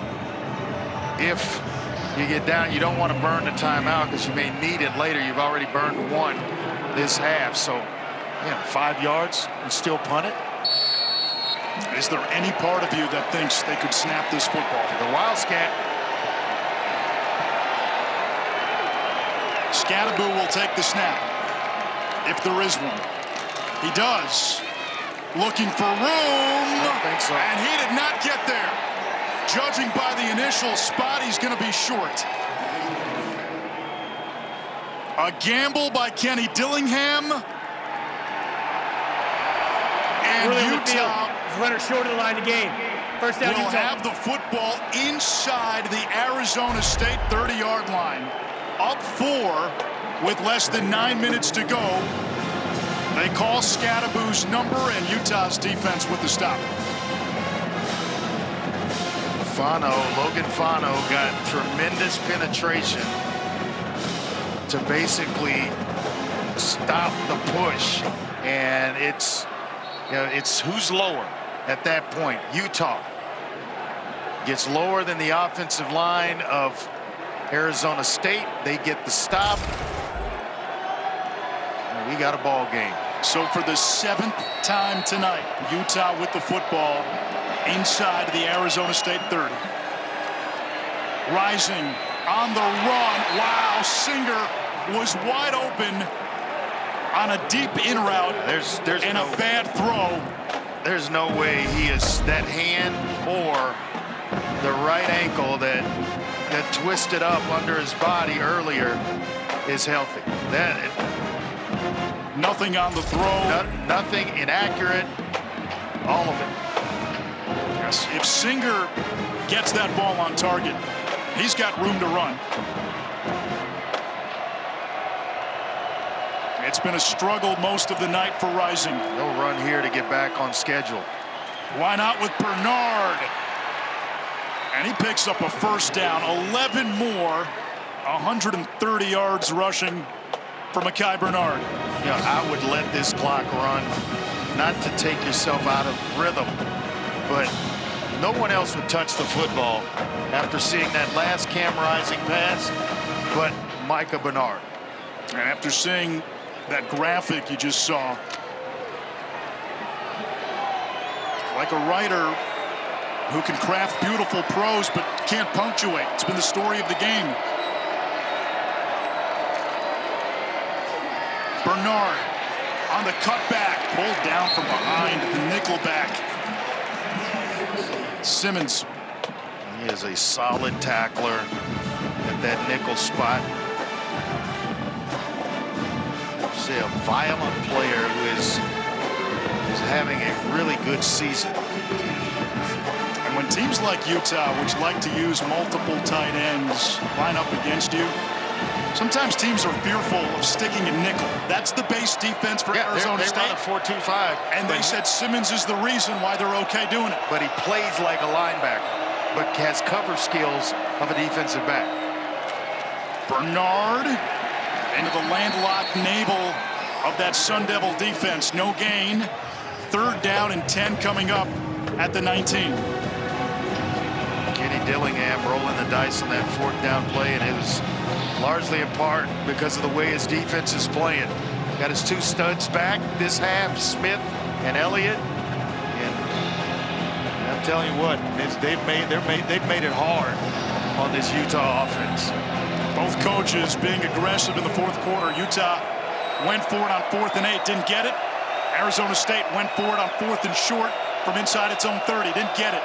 Now 3rd and 10. Rising to throw.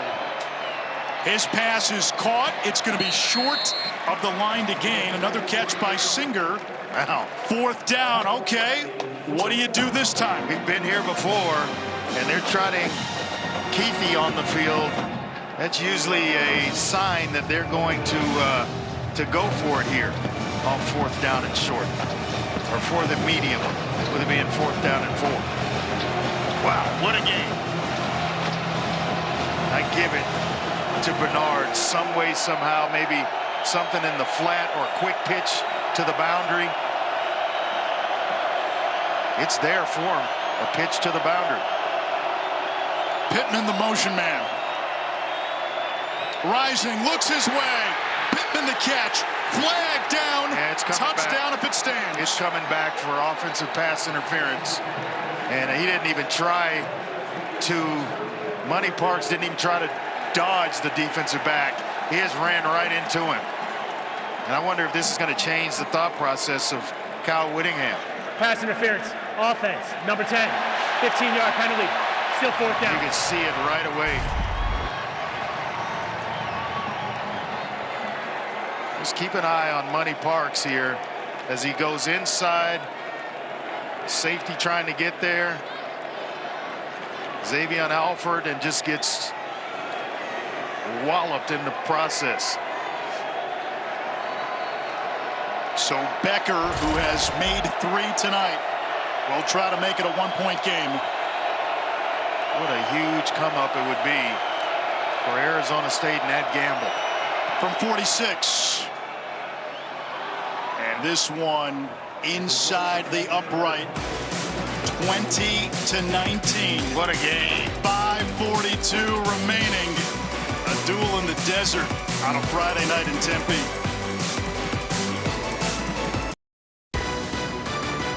ESPN College Football is presented by Ram Trucks, built to serve.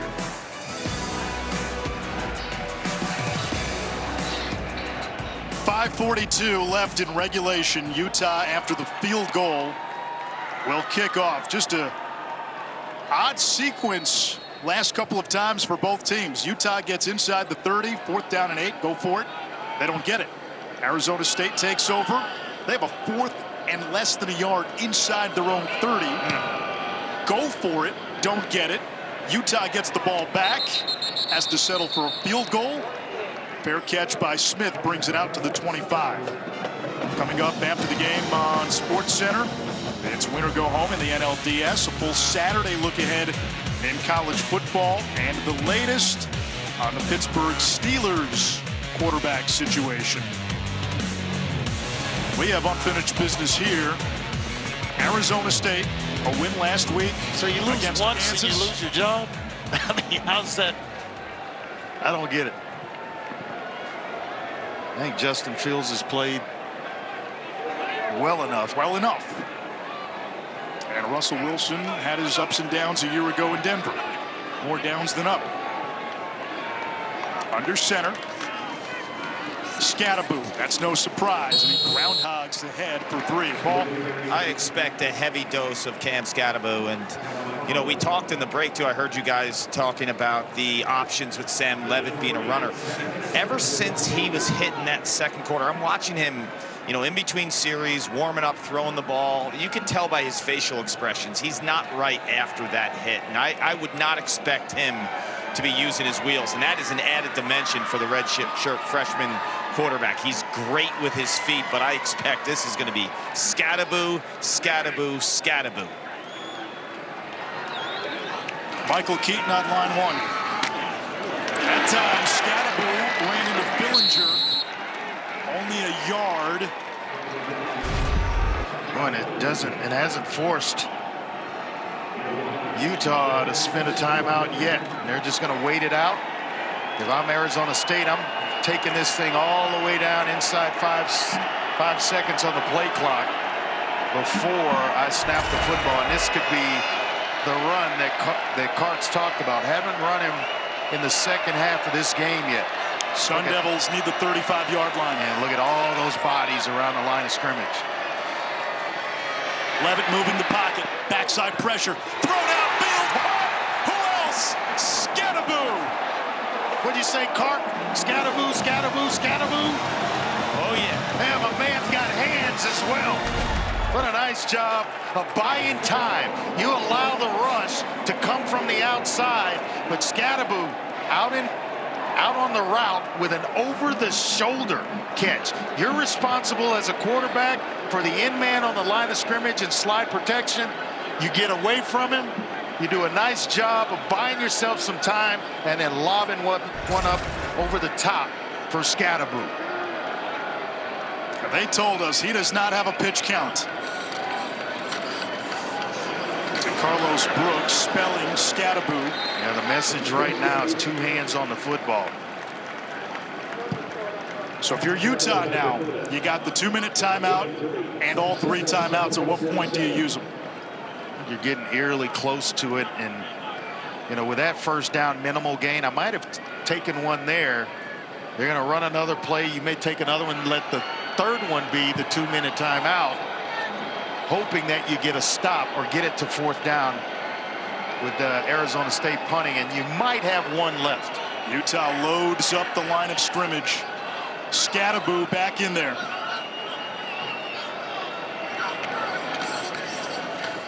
Why not? Beetlejuice, Candyman, Scatterboo!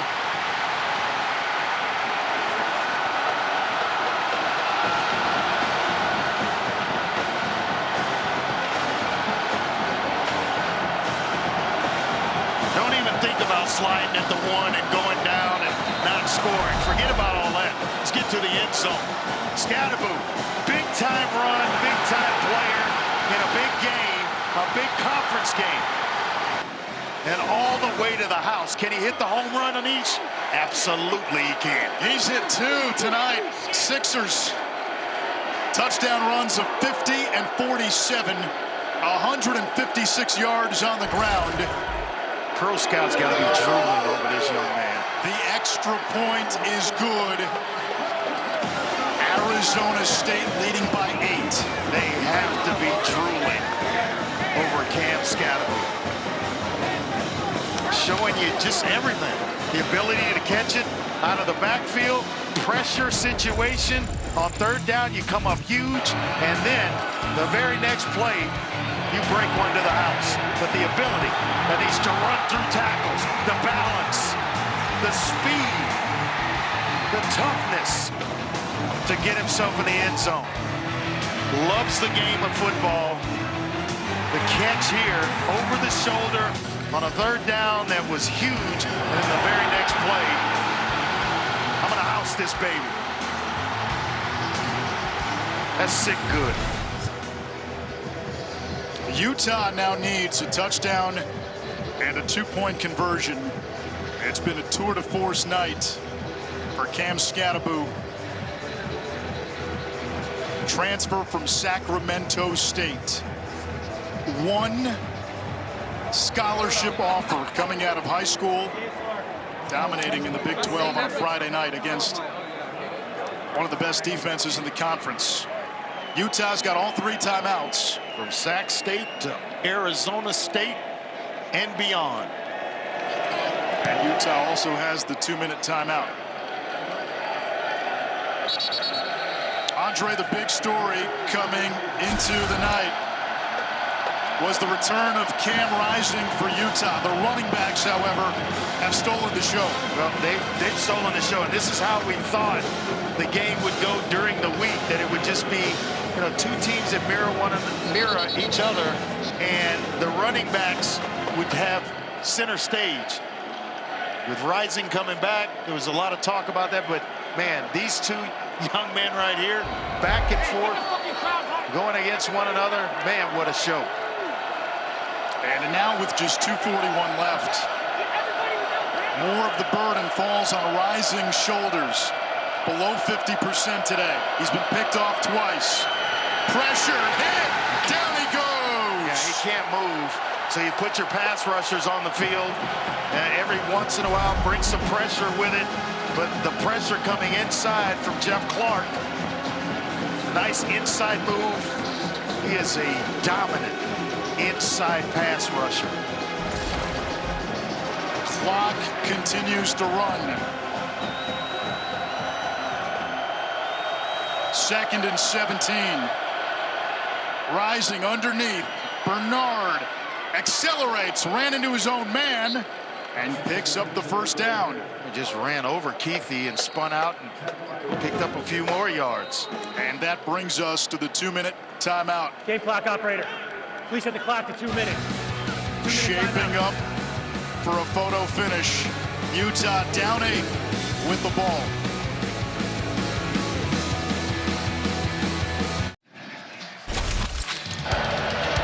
If you're just joining us, Utah returned its quarterback, the 7th-year senior Cam Rising.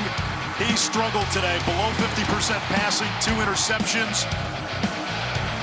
Tyson, an early touchdown for Arizona State. The running backs for both teams have been sublime. Bernard for Utah, over 100 yards.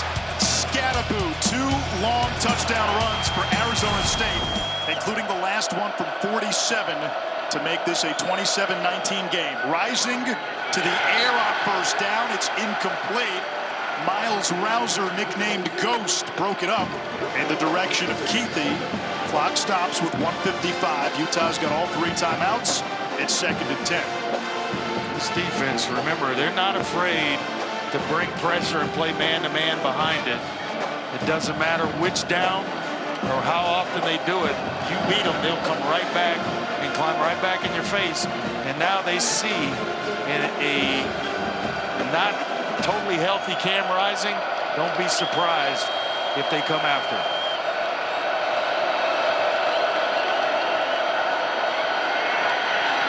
Rising escapes. Pressure from the backside. Rising floats it. Incomplete for Bernard.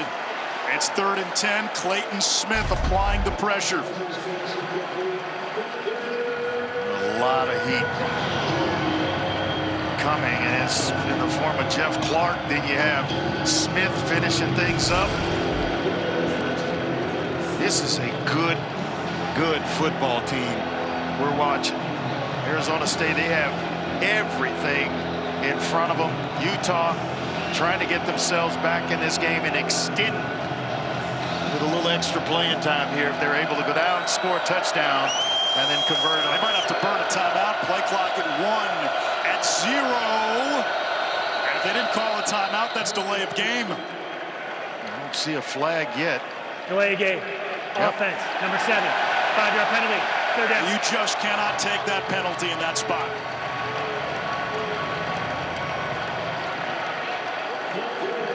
With 3 timeouts.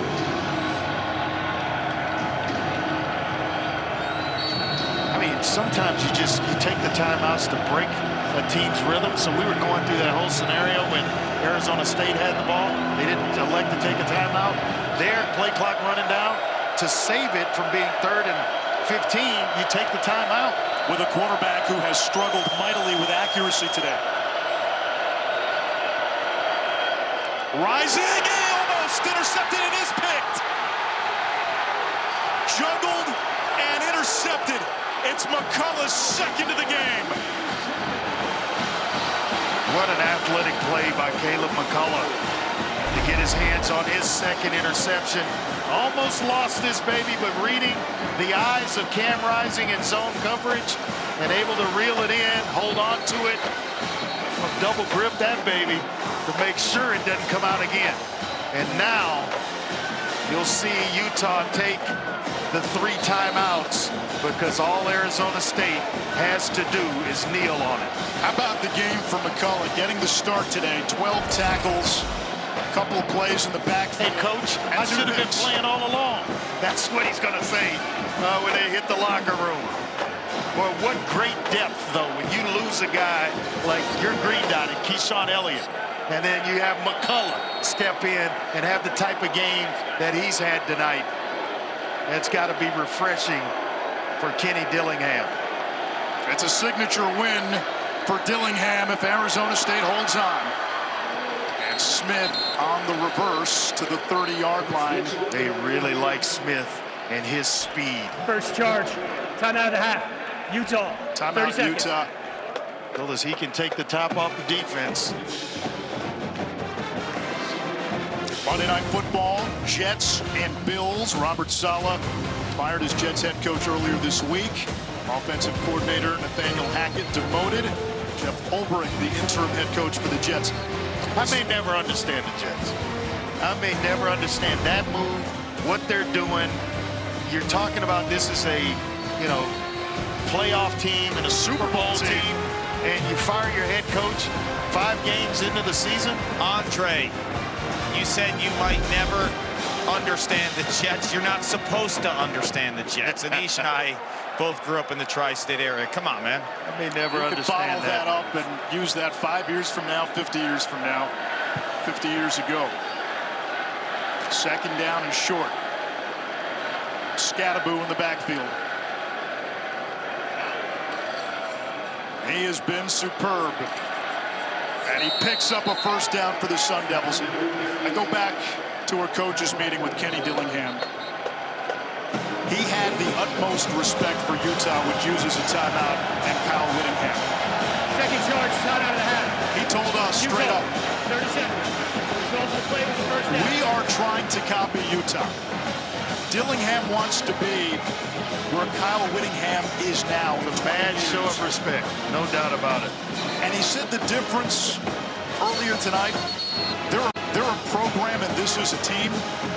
Well, this kind of win for Kenny Dillingham in year 2, given the situation he inherited amidst all the sanctions and the chaos, this is a program-building win for Arizona State. He's got a lot of pieces in which to build from.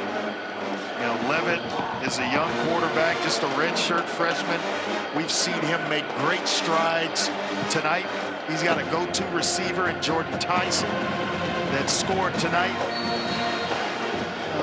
Offensive line that's kind of senior laden. He's going to have to rebuild that, with the exception of Josh Atkins, the left tackle. But man, this is going to be fun to watch Arizona State for the coming years. A year ago, Utah beat Arizona State. Final charge, time out of the half. Utah. 55-3. That was in the Pac-12. And these 2 schools, along with Colorado and Arizona, amongst 4 Pac-12 teams that joined the Big 12. And it was nice of those programs to bring some of that after-dark magic to their new league. Yeah, and we were talking earlier about, Utah was picked to win this conference, the Big 12. And Arizona State on the last. Yes, last to finish. And now you got last beating first, flipping this thing on its head. Make it make sense, my man. I'll tell you what, the Big 12 has been fun this year. It has. Because it hasn't made sense.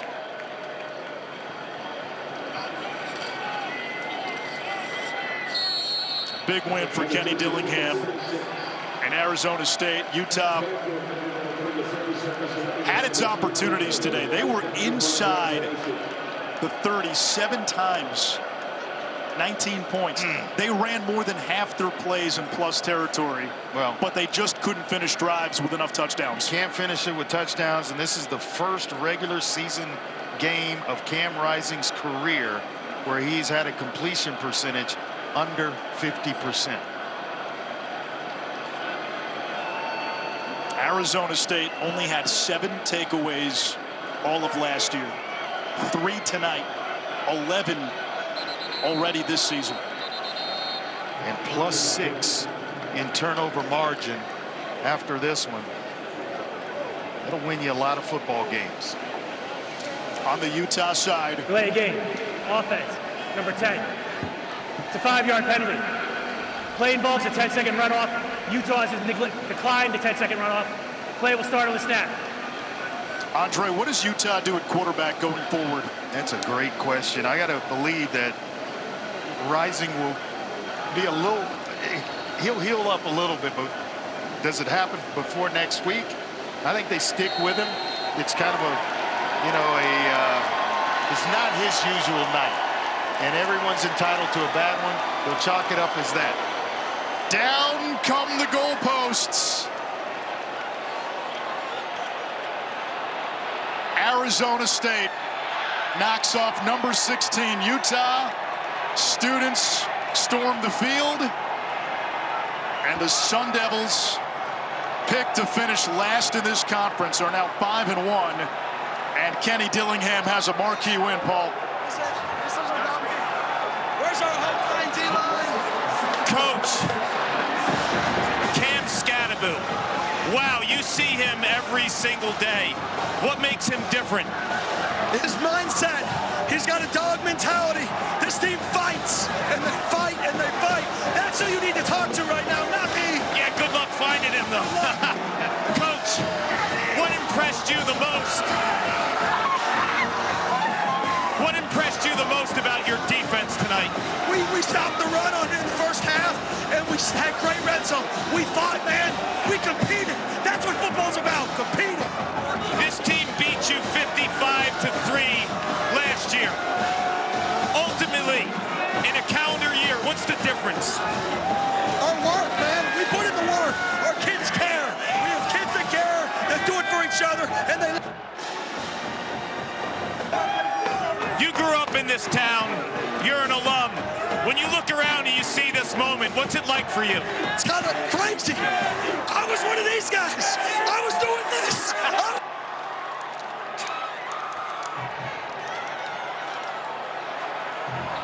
Awesome job, Coach. Incredible. Thank you.